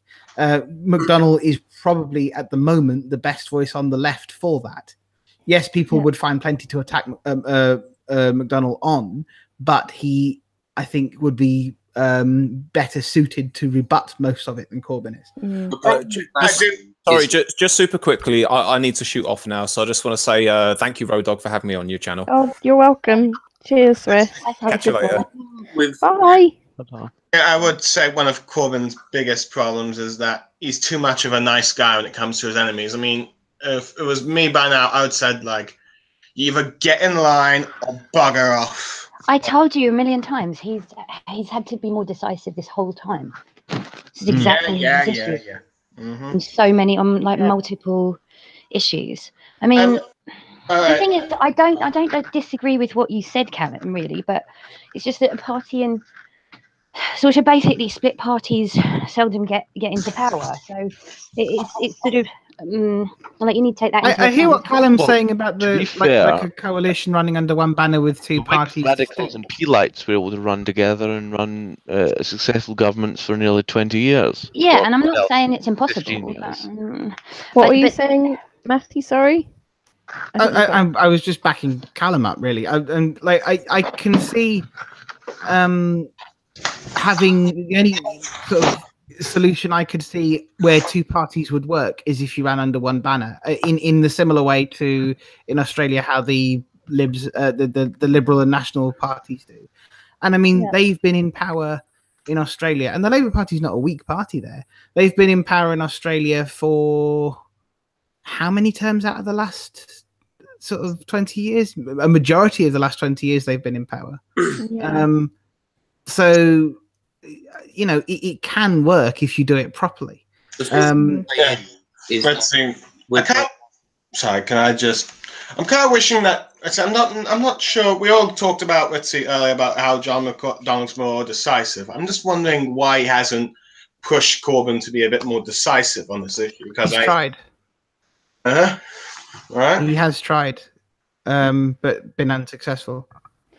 It's like you said before, Matt, is that he's just not very. The NEC has adopted the IHRA definition. Oh, they have actually adopted it. Okay. Is that breaking news? Breaking news from the Guardian. Yeah, it just popped up from the Guardian. Yeah. They do all the examples as well. Without any I'll look at the caveats or article. anything. You can probably share it. Oh, I might share it then. Oh, here we go. Yes, I'll share it now. Okay. Thank you. Breaking news on Road Does Politics. Oh God. Can I also very quickly Body add? also clarifies right to non-racist free speech on Middle Eastern politics. Go on, Angels. I wanted to also add, I don't also disagree with Callum or with quite a few of you guys when I said when you basically said that people should either leave, right, or maybe even in the most extreme cases be removed from Labour. I mean, I don't disagree with that because in a sense that's what I did. I was a member of Labour, but obviously in the Blairite wing of the party. And the moment that well, quote unquote, not exactly, but you know what I mean, like on the right at least, and I just chose to let my membership run out when Jeremy Corbyn became leader, and I wasn't like bitching about it. I just let it run out, and I'm a member of no party. So I think pretty much everybody should do that in some ways, you know. I mean, if we had two parties, if Labour became a two-party setup, I mean, they are already technically two parties. If they ran as three, yeah, but if Labour and Labour Liberals, yeah. I would probably be on the right of the left, if that makes sense. I would still be have in Labour, very weird closer to the Labour Liberals. So you'd be like hypothetical example. So you would be a soft lefty, like Clive. Yeah, pretty much. I'd be more of a soft I wonder right. where Clive would fall if that happened. If there was a break in that way. That's difficult. It's just like, well, he wouldn't be one of the centrist Labour guys, would he? And then he wouldn't fall onto the side of Corbyn and McDonnell. So that's what I'm saying, because I like Corbyn and McDonnell better than I like the centrists, but I don't know if I would cast my die in that way necessarily. Well, it would depend what both of their policy platforms were and whether I'd want to vote for either of them. But that's anyway. what the way it is for me. I've always said that, well, not always said, but I've said that McDonnell should become leader of the Labour Party, or he should have been leader of the Labour Party, because he's not a unifier. I don't agree with that at all. He is definitely more of a fighter, and I think that he would have gotten rid of the fifth column and the bigots from the party, whereas Corbyn has just allowed them to do whatever they want, pretty much.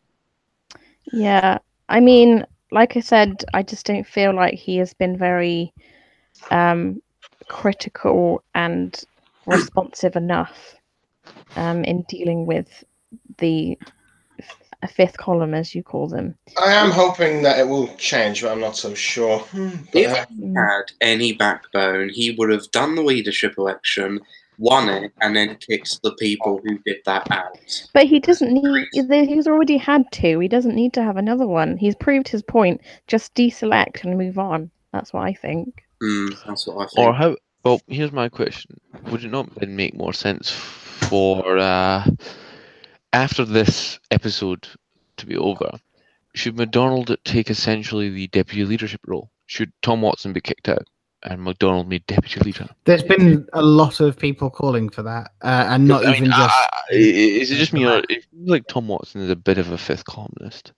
Yeah, he is. Slightly, Oh, yeah. there's no Labour involved at all. I was going to say, I didn't even Yeah. think that Tom Watson was a Labour MP until I discovered he was deputy leader. I thought he was just like a Liberal Democrat critic or something. He seems to me to be not really a Labour MP.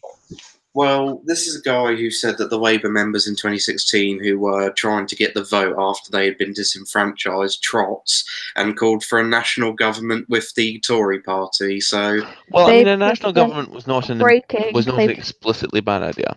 They've just put Hang out on. a statement saying a statement about what they've accepted. Officially, it says the NEC has today adopted all of the IHRA examples of anti-Semitism, in addition to the IHRA definition which Labour adopted in 2016, alongside a statement which ensures this will not in any way undermine freedom of expression on Israel or the rights of Palestinians. The NEC welcomed Jeremy Corbyn's statement to the meeting about action against anti-Semitism, solidarity with the Jewish community, and protection of Palestinian rights as an important contribution to the consultation on Labour's Code of Conduct. And that's the statement. Well, I suppose that's better than nothing, because personally for me, I don't really agree with the IHI definition, because I find it a bit too problematic, but I suppose at least keeps some form of protection for those who are pro-Palestine. I'm not sure. I see it that way. I mean, I was of the thinking that they need to have some sort of caveat in order that people can still voice their opinions about the treatment of Palestinians by Israelis. Oh yeah, and mostly because I've seen on Twitter many on the left have been extremely hostile to the IHI definition, and would probably be a bit angry with Corbyn if they didn't have some repercussions. I'm not sure how many are going to react on Twitter, but I suppose it's better than nothing. I think you should be allowed to believe that Israel shouldn't exist without being considered an anti-Semite. Yeah. I mean, because the thing is, if under those conditions, I'd be an anti-Semite because I don't think Israel should necessarily exist. Fair enough. I think what we need to do is this evening keep an eye out for Blairites to say that this isn't enough. Oh yeah, I could see Margaret Hodge definitely. Maybe well, she's already done it. I'm more on about others because I think Hodge at this point is considered to be the loudest voice.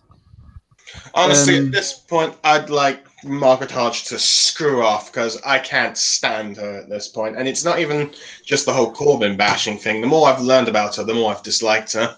But anyway, go on. Sorry.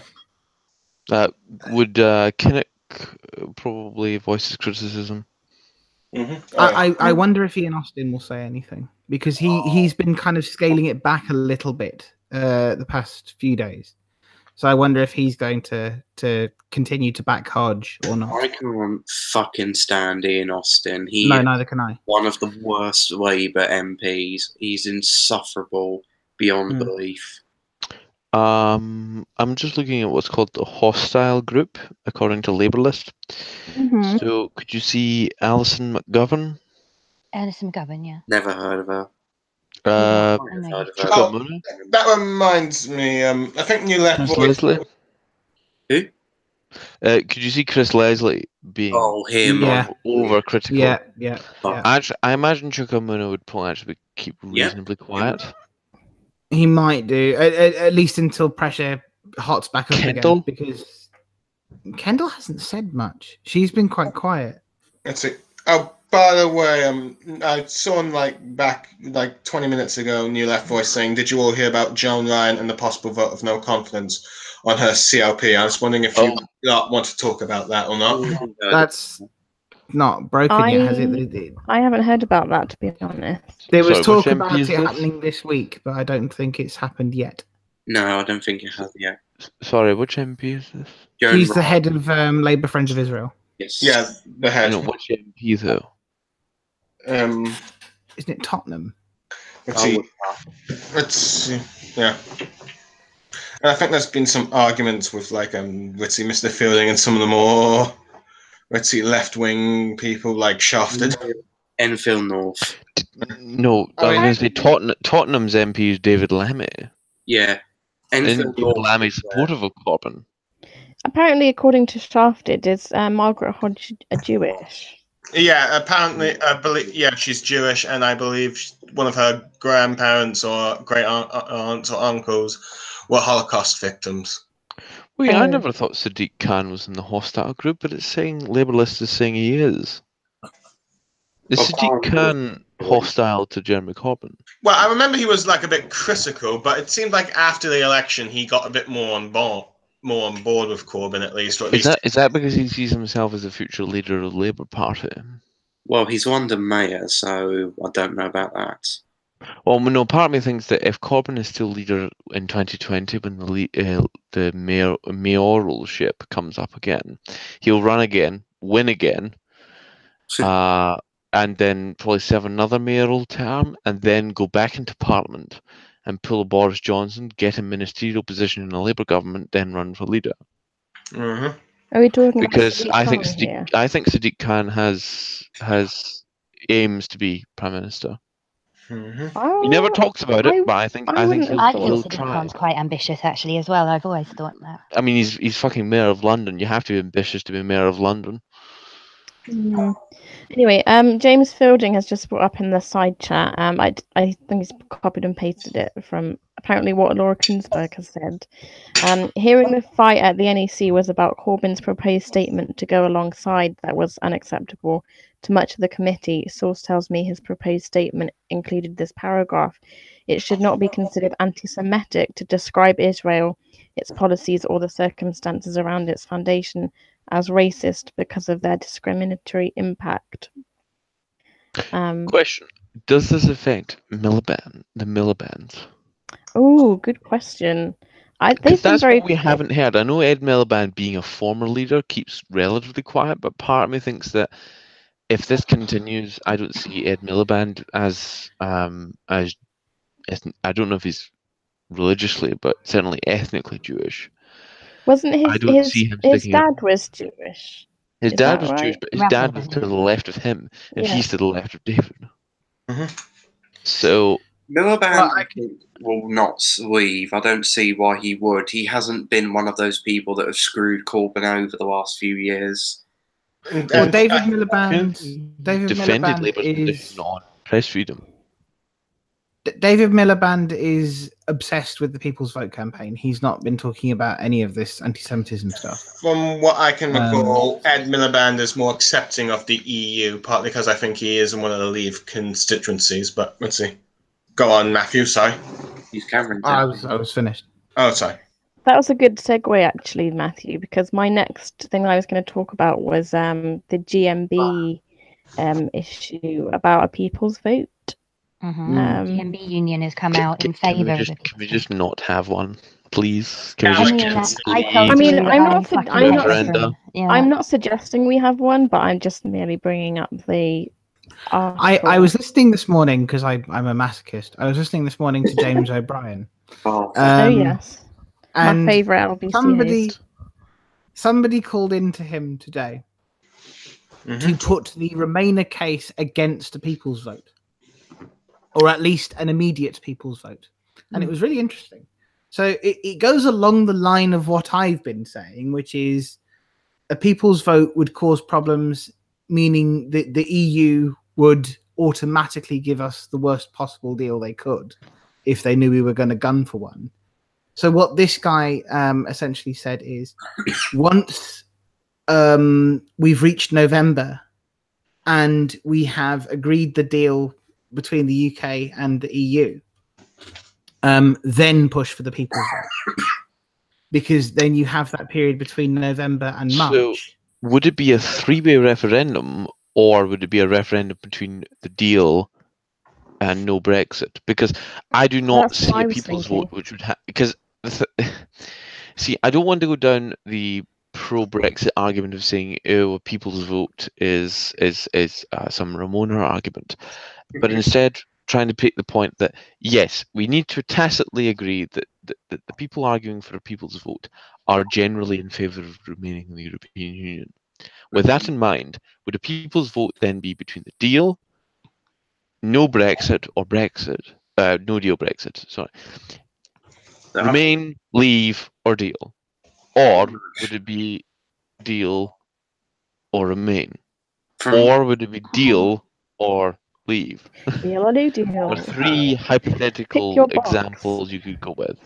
from what I've So heard, would we hold two referenda? One to decide what kind of referendum we're going to have. Well, we have we have a 2-round referendum Oh, in which Jesus, Oh my we God. say, God. do you want deal remain or deal leave? Then after that, do you want deal or no deal? Oh. It's Um, ridiculous, and it's to be honest mind-blowingly stupid. But we need I to mean, recognise it as a possibility. my view, I think the way that the people's vote is structured is it's basically deal, leave, remain. That's the way it's structured. yeah. So I've seen a lot whichever of the one people's vote gets campaigners majority pushing for deal or remain, as sorry, opposed to deal no deal. plurality. Well, see, the thing is a choice between a majority vote or a plurality vote. Sorry, I've had a couple of G&Ts. But in that sense, if we were to have 3 options in a referendum, we then also have to have 3 separate campaigns. Oh Yeah, god. you'd have the representing- deal Well, that and you campaign. need to main ensure campaign, that you're and not going to campaign. have a situation where Brexit can win out over Remain, but because Remain is a third option, Remain could win out over both Brexit options, because that would really, really throw a spanner in the works, and would that would be, I think, a moment where you would see some serious unrest. My thought is that you'd have 3 campaigns. The UK government would support the deal. The ERG would support no deal. No deal, and then the people's vote, parts of the Liberal Democrats, parts of the Labour Party and the Liberal Democrats. Yes, parts of the Labour Party and the Liberal Democrats would support Remain. And the Tories. And then the Labour Party and parts of the Tories would support FBPs would support deal. Remain. Here's my idea on the people's vote. Let's not do one. I agree. Oh my God. Yes, I was going to say, yes, arguably the people's vote is technically more democracy. But if democracy isn't a good thing, then we should probably just not bother. Democracy isn't a good thing. I mean, yes, democracy is a corrupted as form. as our token strong Remainer in the panel. I mean, I'm a Remainer, but I'd like to get your opinion. What's your where do you stand on this on a second referendum, Angels? Just quick thing, quickly. This is sort of news. Stephen Wolfe, MEP, former UKIP MEP. Yes, I just seen that. Yeah, has joined the Conservative Party. He actually got in. Isn't he that thug that started having a punch up in the EU Parliament? Yeah, they did have a fight in the EU Parliament. Him and some hooligan. And he's joined the Tories. That's not a good look. Why would they let him in? I did see something just before we get into the people's vote thing on the UKIP thing. I saw something about Andrew Bridgham, who is the MP for North West Leicestershire, which covers part of the Derbyshire patch as well.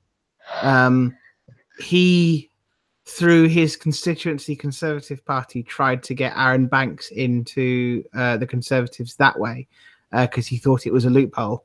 Turns out you can't do that. You have to go through head office as well. And so head office said no.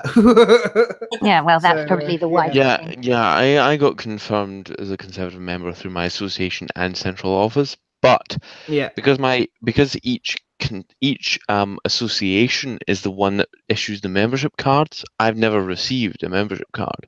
So I am technically a member of the Conservative Party, but not a card-carrying member of the Conservative Party, which means that I'm unlikely to now receive a card. In fact, because I know the secretary, I'm friends with the secretary, he's cancelled all communications and it won't issue me a card because he knows I'm leaving.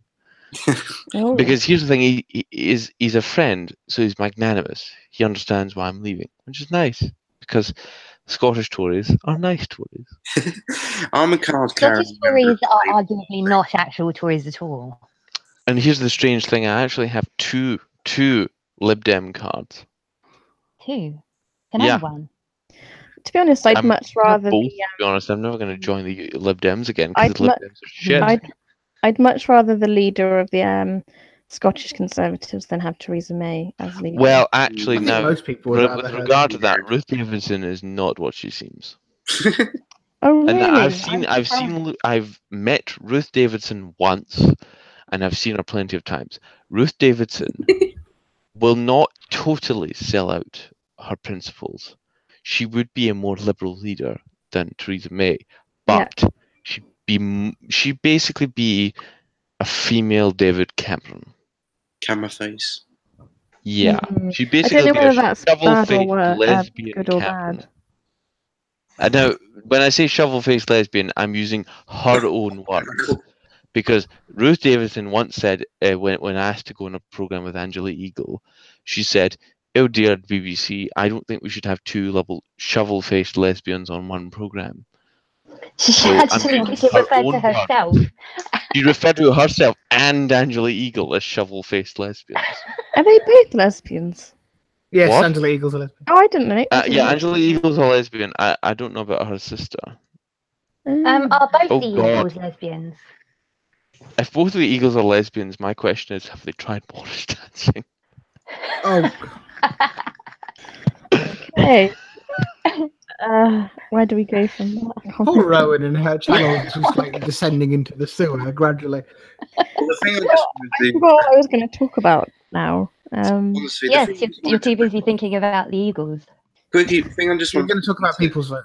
Yes. Oh yeah. Okay, so people's vote. No, I'm absolutely anti any referendum for that matter, especially a people's vote one. Like I said, the first one was bad enough.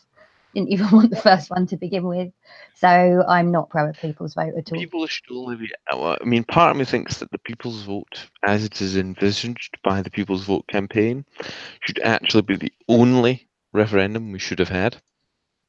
So I'm not against. I mean, I would not. I would not boycott if there was a People's Vote. I would not boycott Sorry, excuse me.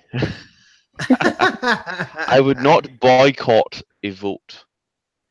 I would not vote in a People's Vote simply because I rejected it. Because I think the first referendum was illegitimate. A second referendum would be legitimate because we would have a deal. In my view, if the UK government had resolved to leave the EU, they could have done with or without parliamentary approval. And with that in mind, I think they should then have decided to leave, agreed to deal with the EU within the Article 50 period, and then put it to the people in a ratification plebiscite. I don't think referendums should ever be used to decide an issue. They should always be used to ratify an issue. Go on, Tom. Go on. I was just saying, go on, Tom. All right, I was just saying. I think that the people's vote is more legitimate than the EU referendum, and that's just my general view because it's a second EU referendum, even if the people who are in favour of a people's vote try and paint it a certain way. And at the end of the day, I really don't see what was the problem with having the idea of an EU referendum. Shouldn't the people have the ability to decide whether they wanted to be a part of the EU or not anymore? Well, you could make that argument, but I would say at that point in time, I would still say that people were not informed enough to make a informed decision on what they were voting for. My that's the thing. problem with referendum in the first place. I'm just wondering. I understand your position, but would you not agree that it's to a certain extent partially insulting to the intelligence of those individuals who voted to leave? Yes, it is. But here's my. I'm not disputing it. I'm just saying that. Would you agree? Yes, I agree. But here's my 2 cents, and it will possibly give way my opinion about the whole thing on a people's vote. I mean, I originally thought I was against the idea of having another vote because at the end of the day, despite me disliking the vote to leave, it's what people voted for, despite a small minority of people voting for it. And I just think, oh well, we have to make the best of it and get the best deal we can. However, on the flip side, I wouldn't mind having a people's vote if it meant that after knowing what the deal that we have is, after it's been negotiated, we then have a vote on that or as Callan said, to ratify it. And do we actually want to accept that deal, or do we want to leave on a no deal or remain in the EU? I wouldn't mind that option. For me, my issue with the People's Vote as it's put, and a majority of the People's Vote campaign put it this way. There are a few that put it slightly differently, but a majority want the three-way vote. So hypothetical, right? Mm-hmm. You have a 48% Remain as before, but you have 26% no deal, 26% deal. That is problematic. That is always going to be problematic because you have a majority for Brexit, but not a majority for the specific type of Brexit, which is that this is why I'm opposed to the three-way vote. The only type of vote I would support is a two-way vote. And even then, I take issue with I take issue with the deal Remain thing because you're basically guaranteeing that the EU is going to fuck everything up as hard as they can to make sure that we say Remain. Yeah, I mean, I'd be inclined towards just accepting whatever deal that we get offered, because if we do have a People's Vote, I mean, I would much rather this country make a start on coming together as opposed to any other vote fracturing what sort of whatever unity we have. Or unity remains, pretty much. Yeah. I think the only way we could have like another referendum in the EU is if like a period of time out after we've left the European Union, and whether or not we want to rejoin in or not. But I suppose I'll be up for debate or not. I wonder if it's even possible to unify this country around something like the EU after it's split it right down the middle. Mm-hmm. I think it is possible. I think there will always be a hardcore faction either side, but I think you can unite a majority of the country over time. It won't be a quick process. It won't take a couple of years. It will take quite a while.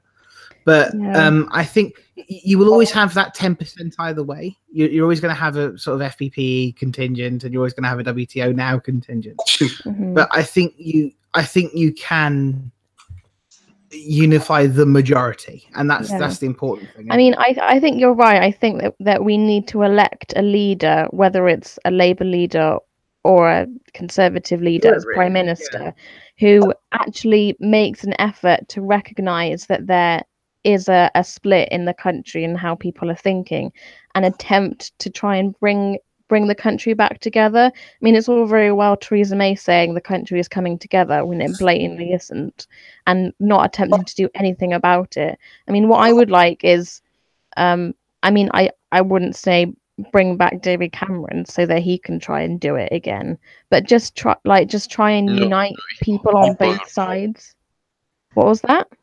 He buggered off. He doesn't want to try and unify the country. Well, He did what he could, and then decided, nope, I'm not having enough. I'm not having any more of this. You can try it yourselves. I've made my money. But the problem is that there's nobody at the moment with the balls to want to do that, to bring people together on both sides of the fence. And I'll give it a go. That's the problem. Exactly. I was going to say, when you're PM, you can sort it. I think Labour is the only party that seems to be looking at a soft Brexit, and I think that is the unifying answer. I mean, May and the Chequers deal is sort of some way down that road towards soft Brexit, but it's not really a soft Brexit, despite what the media keeps saying. If you look at, I said this at the time of the Chequers deal, I'll say it again now. If you look at what the Chequers deal contains, and you bear in mind that the rule book, economic rule book, or whatever it is they kept talking about, is only for goods and not services. If we were talking about this in March 2017, that would be a hard Brexit by those standards. We have shifted. That is now a soft Brexit. Yeah.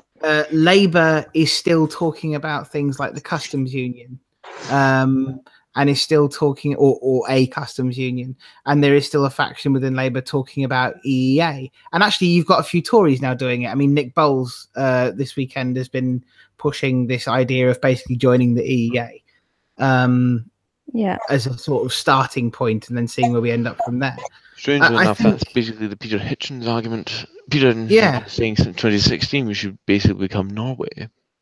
Yeah, and that's what Nick Bowles is saying. It seems that Nick Bowles and Peter Hitchens are becoming unlikely. We are living in interesting times when that happens. When anyone agrees with Peter Hitchens. Like, I agree with Peter Hitchens. I sort of agree with Peter. I disagree with him on some things, but some other things I am starting to agree with him on.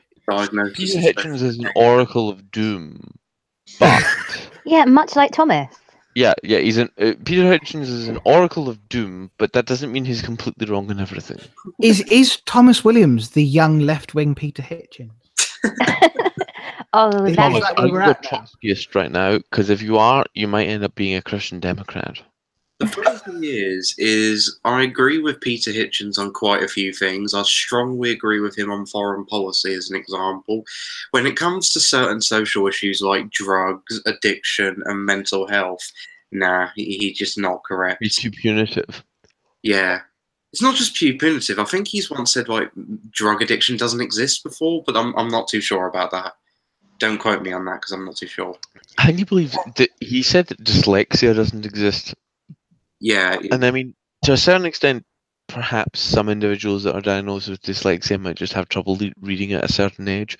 But to say that the entire mental illness of dyslexia doesn't exist is... I think what it is Peter Hitchens gets off on being reductionist and being prescriptive. And if he wasn't as... yes, he's controversial without being contrarian. Yes. And if he was not as radical, if whatever that means, then perhaps we would see him as more mainstream.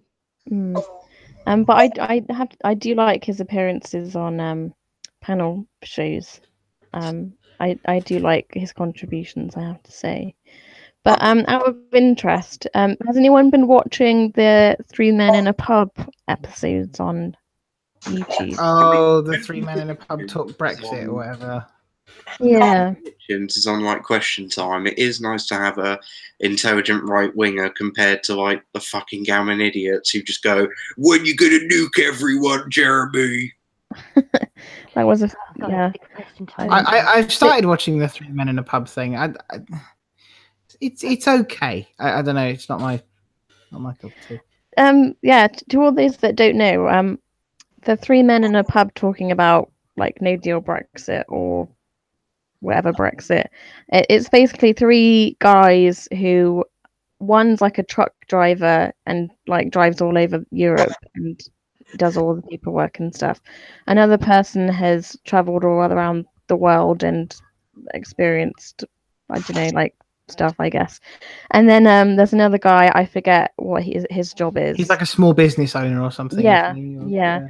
And they talk about like experts, I guess, ramifications of what would the problem is realistically happen. Is when you tune into it, because it's called 3 Men in a Pub, you expect it to be gammon central, and it isn't. It's not. It's kind of deceptive and a bit confusing. But I don't necessarily like the presentation of it, but that's just me. Without trying to defend people who you describe as gammon, I think that perhaps without just defending gammon as a phrase of racial abuse, I think that gammon is not very helpful to political discourse. And that essentially the use of the term gammon to refer to one's political opponents, especially if they're white middle class men, it seems to me as if it's not deliberately but accidentally divisive. Well, I think the left and the right are just as bad when it comes to slandering. But here's my point: just because they are just as bad as each other does not mean that you have to stoop to their level, whether they are left or right. If the right can call left wingers things such as libtards, snowflakes, refugee supporters, and all this other shit, then I think the left has more than enough justification to shoot back with its own. And in my defense, I've called John. If the left has been take that abuse, then they should be the bigger people and not use terms of abuse against the right. Well, Sorry, are you suggesting that the left should not be polite to the right, even if the right is not polite to the left? That just sounds unnecessarily vengeance. Well, yeah, I sort of agree with you, Callum, but at the same time, I don't think the right should respond by throwing their hands up in the air, acting like all appalled, like they've never done it themselves. And in my defense, I have called John McDonnell gammon before, jokingly, of course. View, but I have done it just takes one person to recognise that using political insults is not conducive to political discourse. No, for us to start to have a healthier political system, and I think the right shouldn't call its opponents libtards or socialists when they're not. Well, yes. And also the left should not call their opponent the gammon, because if they do, they're fundamentally undermining political discourse. And Callum, have you heard the show Sweet Reason yet? No. I saw you tweeting about that the other day. Oh, I recommend it. Anyone who has a spare 3 hours should go check it out. It's an Evan Davis thing on Radio 4, and basically the gist of it is getting two people on polar opposite sides of an issue which is extremely emotive, so perpetually offensive, people who are perpetually offended, stereotypes, the patriarchy, things like that. And he intends to have a reasonable discussion about them without getting emotive.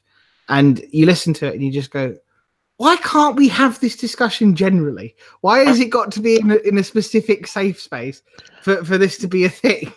My whole argument is essentially that we should be as polite to our opponents as far as possible, no matter how awful our opponents may be to us, because we have if we are not insulting to them, then we have the moral superiority.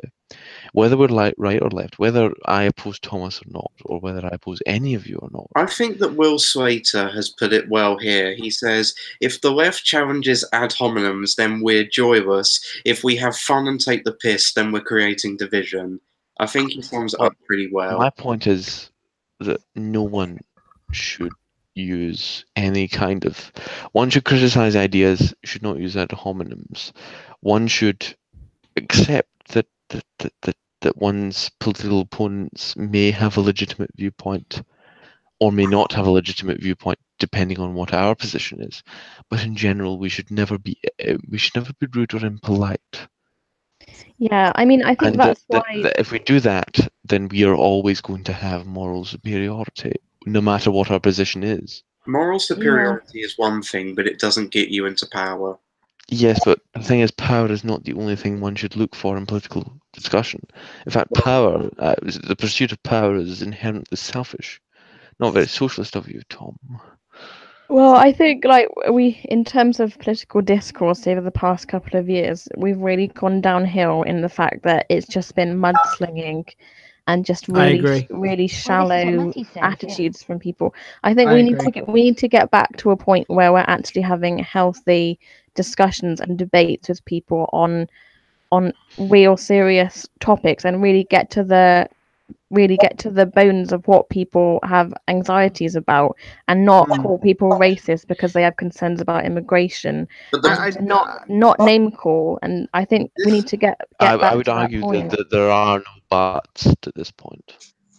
What I would say, just quickly, is the thing for me that winds me up is I totally understand being very emotional about something, and being passionate about something.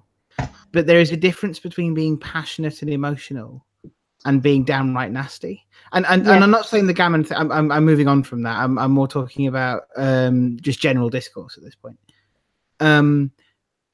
What I really cannot stand is when I see left-wing people, especially left-wing people, because we hold ourselves up as virtuous generally.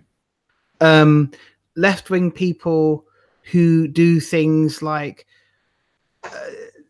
talk about Tory scum, or and I've made this point before, but like it's fine to dislike a group of people because of their ideology, but in what realm are you being useful by doing that? It satisfies your momentary need to sort of let off steam, but it doesn't solve the problem, and if anything, it widens the divide. I think this usually comes from a position of privilege. Like, for example, George Hayes in the side chat has said, I use insults. I don't have that luxury. Why should I be polite to people who cut my sister's disability benefit? I won't be polite whilst people die. I think it's not about being polite, though. I'm not saying about being polite. I'm just saying unnecessarily over the top. Like, it's fine to be emotional. It's fine to say that this has happened because of you. My you know, in this situation, my sister's benefits have been cut off because of you, and I think you're callous. That's not unreasonable. What is unreasonable is to brand everybody who happens to hold a specific political view or even belongs to a specific political party as evil or as scum. That doesn't fix anything, and it doesn't win around anybody who's on the fringe who might actually be turned. I think it sort of relates a little bit to what Donald Trump termed a political correctness, in that he doesn't want to do it anymore. In that, when it sort of replaces being polite and having, you know, polite discourse to people, and it takes it down the road of instead of political correctness, it's just being, I want to be offensive and nasty to people just because I can, and it's normalized that behavior, and that's not what it is. We shouldn't be talking. Look at the campaign in Florida. Look at the campaign right now happening in Florida. You've got Ron DeSantis, who is being disgusting. He is using racist dog whistles regularly. He is using scaremongering tactics regularly. What is Andrew Gillum doing in response? He is talking about policy. What is happening in Florida? He is winning. He is doing well. That's what people want to hear, isn't it? They want to hear policy and not mudslinging. It doesn't work. It just puts people off who might turn in your direction. And this is something I think we've lost sight of on the left, especially in this country. We've lost sight of this.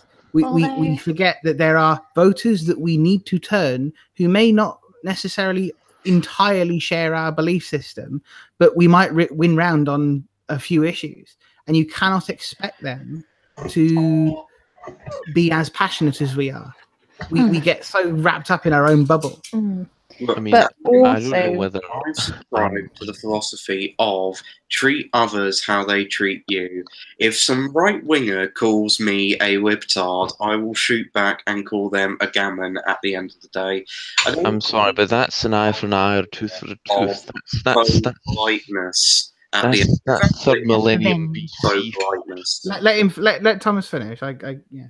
Because that's what it is today. It's faux politeness, and I think it's politeness that people have the luxury of. I mean, I understand where you're coming from, and I do semi-agree with it, but I look at it from other people's perspectives. If I was a person who had my family member's disability cut and they were screwed over by the Tory government, I may have a completely different perspective on this debate. And I may be more willing to be hateful towards Tories. My view is you can view someone's position as wrong or illegitimate or whatever without resorting to any kind of reciprocity. But to be honest, if you result to that argument, that if you're called a libtard, you can call them a gammon. That's resorting to third millennium BC arguments of revenge. If we resort to an eye for an eye is equal to a tooth for a tooth, then essentially we're no better. We're no better than we're no better than the 12 tribes of Israel or the Neo-Assyrian Empire. I was going to make if we're supposed to be progressive, then we should be better than we were 3,500 years ago. Let's see.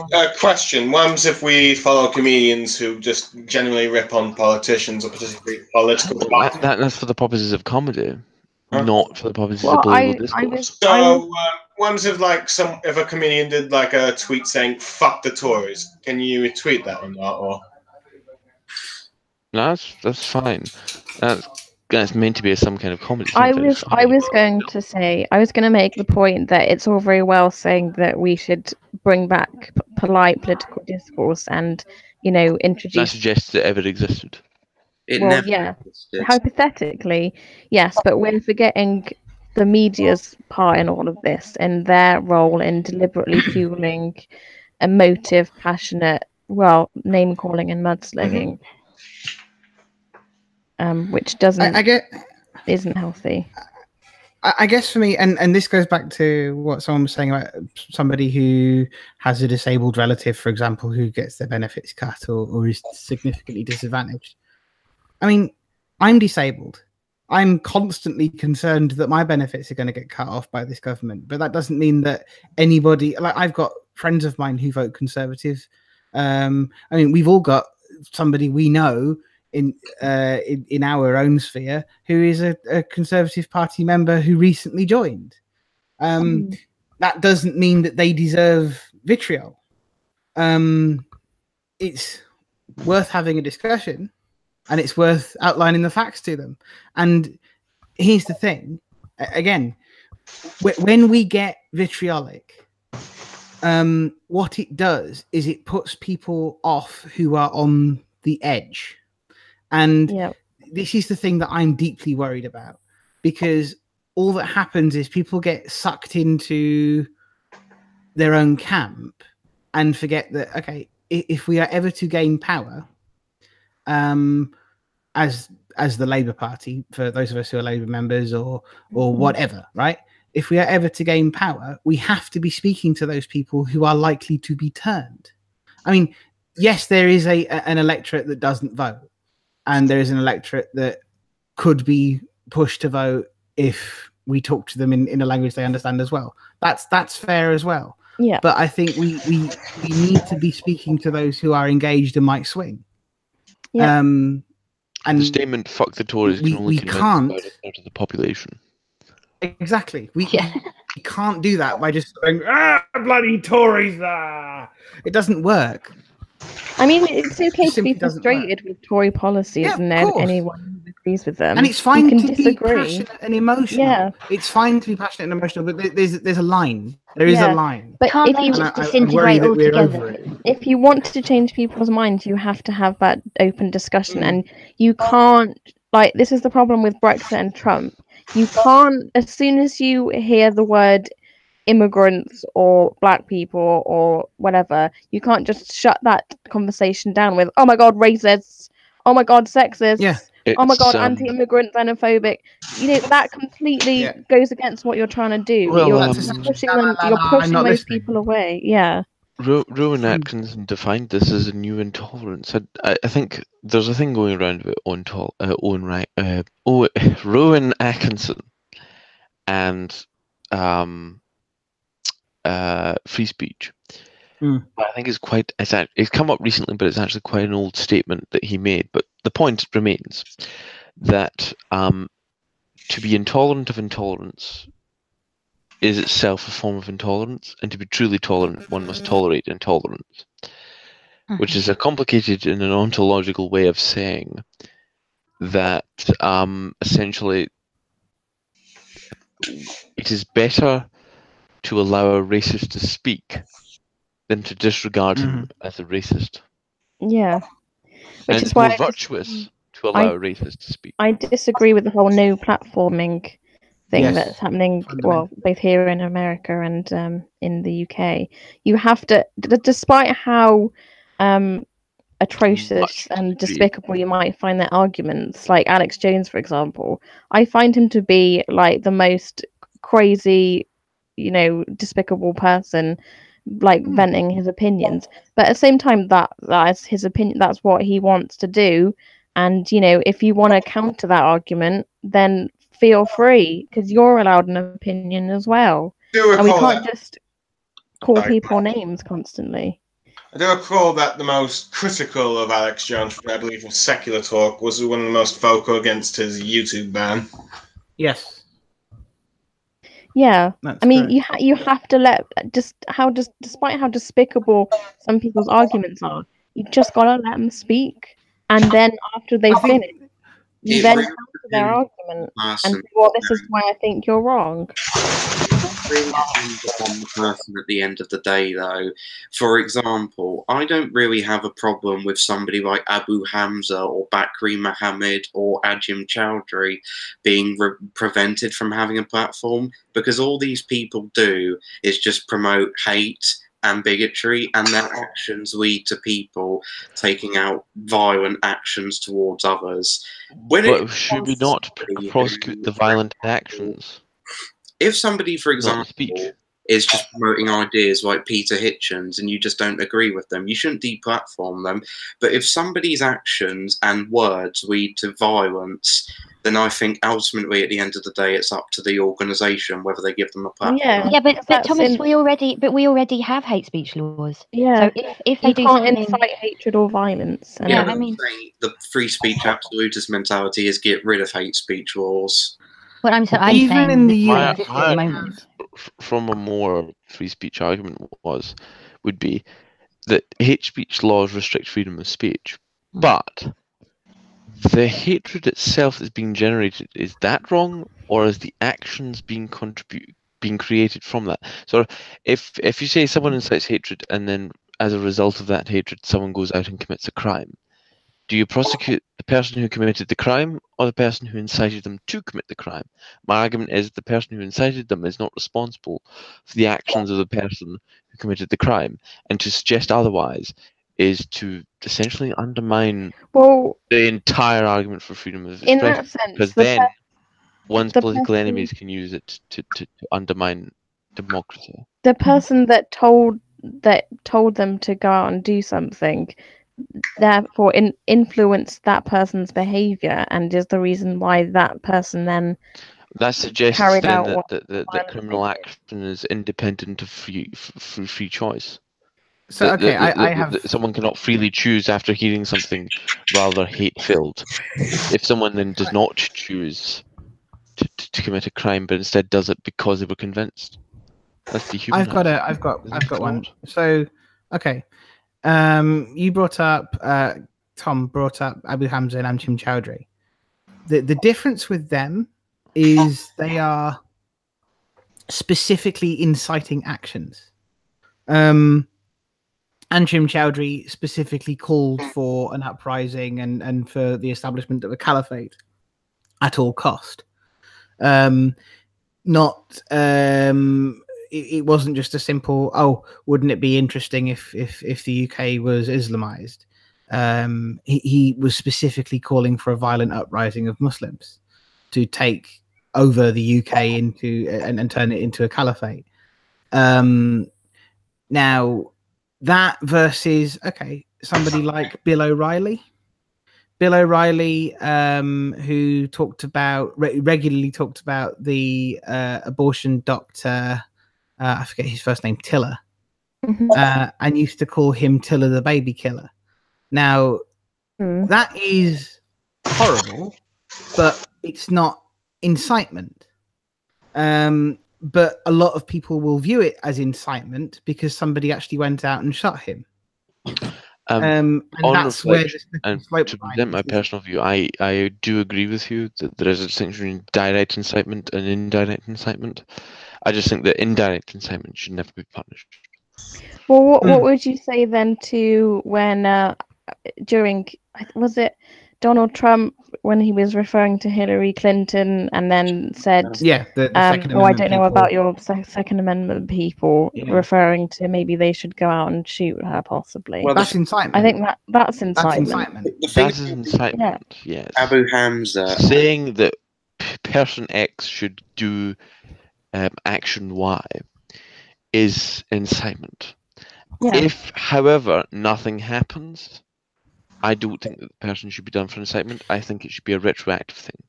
That if someone does something after someone incites them to do it, Because we should never prosecute prematurely, because that's basically turning us into Minority Report. And Yeah. Minority Report was a dystopia. Yeah, I've watched that film. So Yeah. the point I was What I making was going about to the say, what I was going to say is simply, if someone commits an act of violence and it can be proven that they were incited to that violence by someone else, that other person who incited them should be prosecuted as well. But if nothing happens, then freedom of speech should allow someone to say whatever they want without fear of prosecution. Only when someone else is stupid enough to do something based on what someone said should there be a Tom, because prosecution. Tom's been like trying to come in for ages. Well, go ahead, Tom. Nah, never mind. There's no point. Are you sure? Yes. Okay. Well, I was going to say I'm probably going to wrap this stream up in a few minutes, seeing as we've been going for about just over 2 hours now. So, does anyone have anything else they'd like to add? Let's see. I'm trying to think. According to Laura Kunsberg, Labour Against Anti-Semitism campaign says there can be no caveats, no conditions and no compromises with racism. We are disappointed with the decision of Labour's governing body, the NEC, to diminish the IHRE working definition of anti-Semitism via the attachment of a quote-unquote clarification. Okay. So this is expected. This is exactly what we expected to happen. They would never be happy. Yeah. Basically, Labour Party would have to turn into some kind of Zionist organisation for them to be happy. And even then, they would find a reason why this wasn't okay as well. I mean, this is not even about anti-Semitism anymore. This is clearly not about anti-Semitism. Oh yeah, I think it was clear when, like, either yesterday or the day before, when Margaret Hodge just said Corbyn was the problem. Yeah. Oh, also, let's see how I found a tweet from George Galloway. By the way, it says, let's see if anyone's interested or not. I think it's about thing. Apparently, he's going like, Jeremy Corbyn is not to blame for the shameful betrayal of the people of Palestine. The stay of infamy is to be added to the many British crimes against the Palestinians. Those who fabricated it will be remembered in disgrace. #Labour, #NEC, #IHI. I suppose that's more of a response to like Labour's decision about the. Well, no one can call George Galloway a patriot. No. I'd like to clarify something. That's all right. The difference between anti-Semitism and or Zionism is Zionism, whereby it's the recognition of a Jewish like state. Am I right?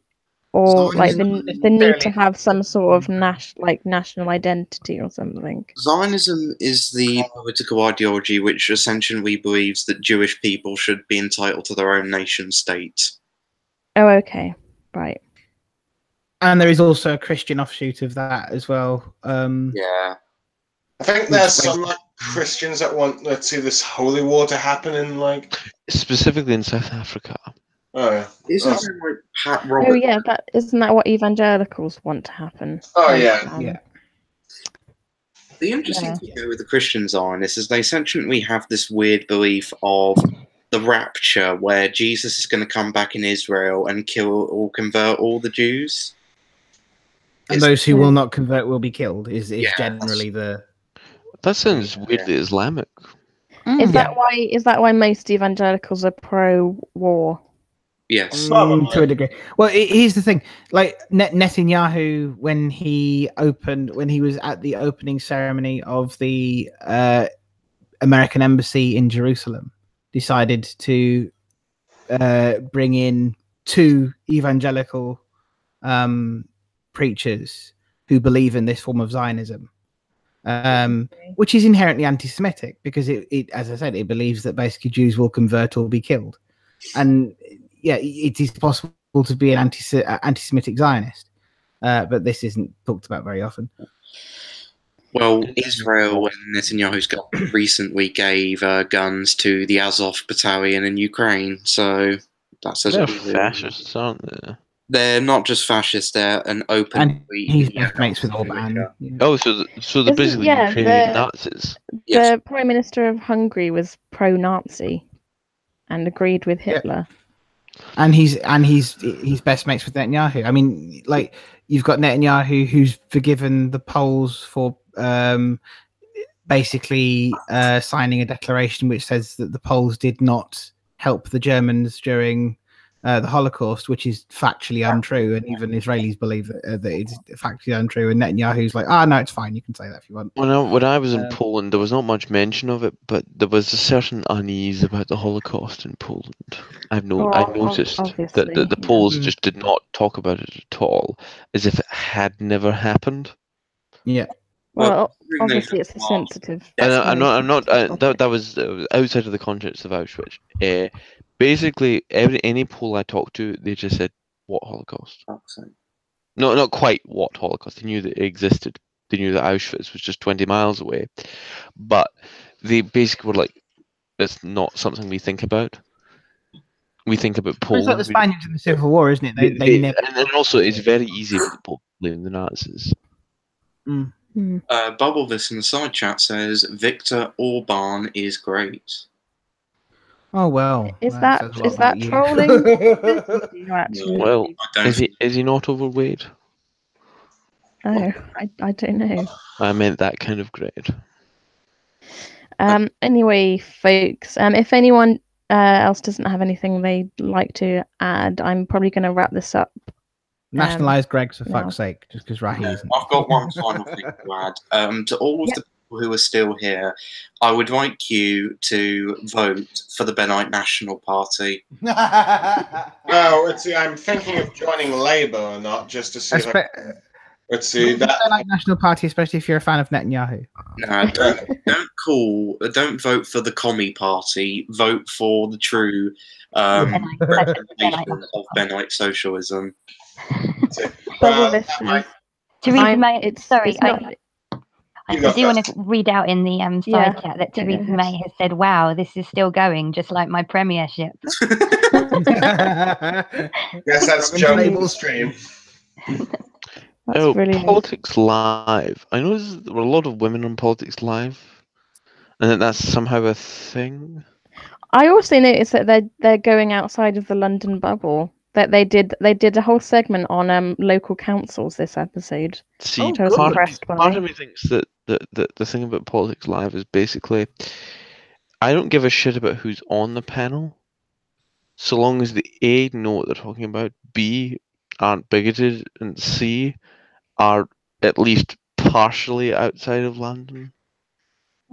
Yeah. Sort of geographically diverse. Outside of the M25. Geographic diversity is the only diversity I care about. Yeah. No bigots on Politics Live. No, which is a good thing. So with that, I'm gonna want a panel with Paul Golding on it. Like your favorite idea of a Politics Live panel. I'm gonna let people plug their channels. Obviously, no, let's not start with me. I'll go last. Angels, do you want to plug yourself and your channel? Yeah, sure. I will put the link in the side chat to my channel. I'll be doing quite a few streams now that Parliament's back, but I'm not really a content creator per se. I just do impromptu live streams, but I will be doing them. And obviously anyone is welcome to join me whenever they're free. I will link it now, actually, like in the side chat, and a link to my Twitter as well, if you want to add me on there. Okie Callum? I don't do any content creation on YouTube at all, but on Twitter I can be found at CW__Ferguson. Ferguson with one S. And that's basically, if you want the occasional tweet and maybe the occasional reply, then that's fine. Or if you want to contact with Swiss, don't you? I do some creation with Swiss and stuff, but in general I don't do anything on my own volition. Your Prime Minister's series, which is rather excellent, I must say. I wouldn't go that far. I think it's brilliant. I enjoy it. Oh, thanks. John Cooper? Well, I don't really. Well, on my YouTube channel, I don't really post anything, but I do have my Twitter account, which is Cooperman257. If anyone wants to follow it, I don't always post my own original content on the Twitter thing, but I tend to tweet stuff that I generally agree with, or at least somewhat agree with. If anyone wants to follow that. Okie dokie. Matthew Cooper. I don't have a YouTube presence, but I am involved in a podcast with an American friend of mine.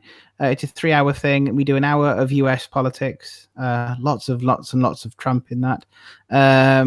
We do roughly an hour of UK and EU stuff, and then we do an hour of the rest of the world. It's called The Game Is Rigged. It can be found at tgir.fyi. I'm also on Twitter. The Twitter is Matt MATT 02392. So feel free to follow me on there. I tend to post a lot of international stuff as well as British politics and just my own musings on all sorts of nonsense. Will you give me a spanner, please, so that I can link my channel? Yes, sorry, Angels. And lastly, Thomas. Are you there? Thomas Williams joined the video call, so he was away for a while. He's away. Okay. Do you want to plug anything, Tom? Yeah, plug your channel. Basically, just my Twitter account, which is at Thomas Williams, or just Tom Williams. Okie dokie. Angels, would you mind just commenting quickly in the chat so I can put you as moderator quickly? Yeah, sure. And finally, myself. My channel is obviously Road Dog Does Politics. Obviously, I try to upload fairly somewhat regularly when I have time. Sometimes does politics. I will definitely try to post content at least, if not once a month, once a fortnight. It's only because the way my shift pattern works at work is such that I don't often have time to research and do content, but I would definitely try to in future. So yeah, Road Dog Does Politics is my YouTube channel. At Romids on Twitter if you want to follow me. And yeah, I guess thank you for watching, guys. Thank you to everyone in the side chat who has been commenting. I really appreciate it. And yeah, oh, I also need to mention that myself and Angels on Sunday are going to be doing a very special Sunday stream that is not going to be about politics. I've just given you a spanner, Angels. Okay. And it's going to be sort of like a sort of feminist chat, if you will. Quarter stream. Yeah. Yeah. Yeah, it's going to be an unusual topics stream, so you might want to rock up to that. And remember, it's not the Sunday stream, because the Sunday stream this week is on Saturday, Swiss's one. So we're doing our one about Sunday. that on the Sunday. Yeah. Yeah. So please feel free. I have a question for Angels before we end the stream. Yeah. Because we keep talking about this on the never-ending hangout. Are we ever going to get Cooking with Angels as a thing? Yeah, actually. Yeah, I mean, we can do, because since I am a brilliant cook. No, sorry to blow my own trumpet, but it's true. We need the Angels Waitrose ingredients. Yeah, Angels Waitrose recipe book. Or fresh organic ingredients. Obviously, I cook with lots of booze. It's unsurprising. Or EU imported goods. Oh yeah, definitely. I mean, I wonder if Tim Martin's worst nightmare. Yeah. I'll invite Tim Martin round for dinner. Oh God, actually no, I forget I said that. So yeah, I might start thinking about it, actually, coming up with a few little things, and then pot around my kitchen, and yeah. Sounds good. I could be Nigella number 2. Woo! Anyway, remember, Nigella Lawson was daughter of the Conservative Chancellor of the Exchequer. Yes, Nigel Lawson. That's a story for another time. Anyway, guys, thanks for joining. Thanks for commenting. Don't forget to subscribe to our channels, and we'll see you again very soon. Bye. Bye. Bye, people.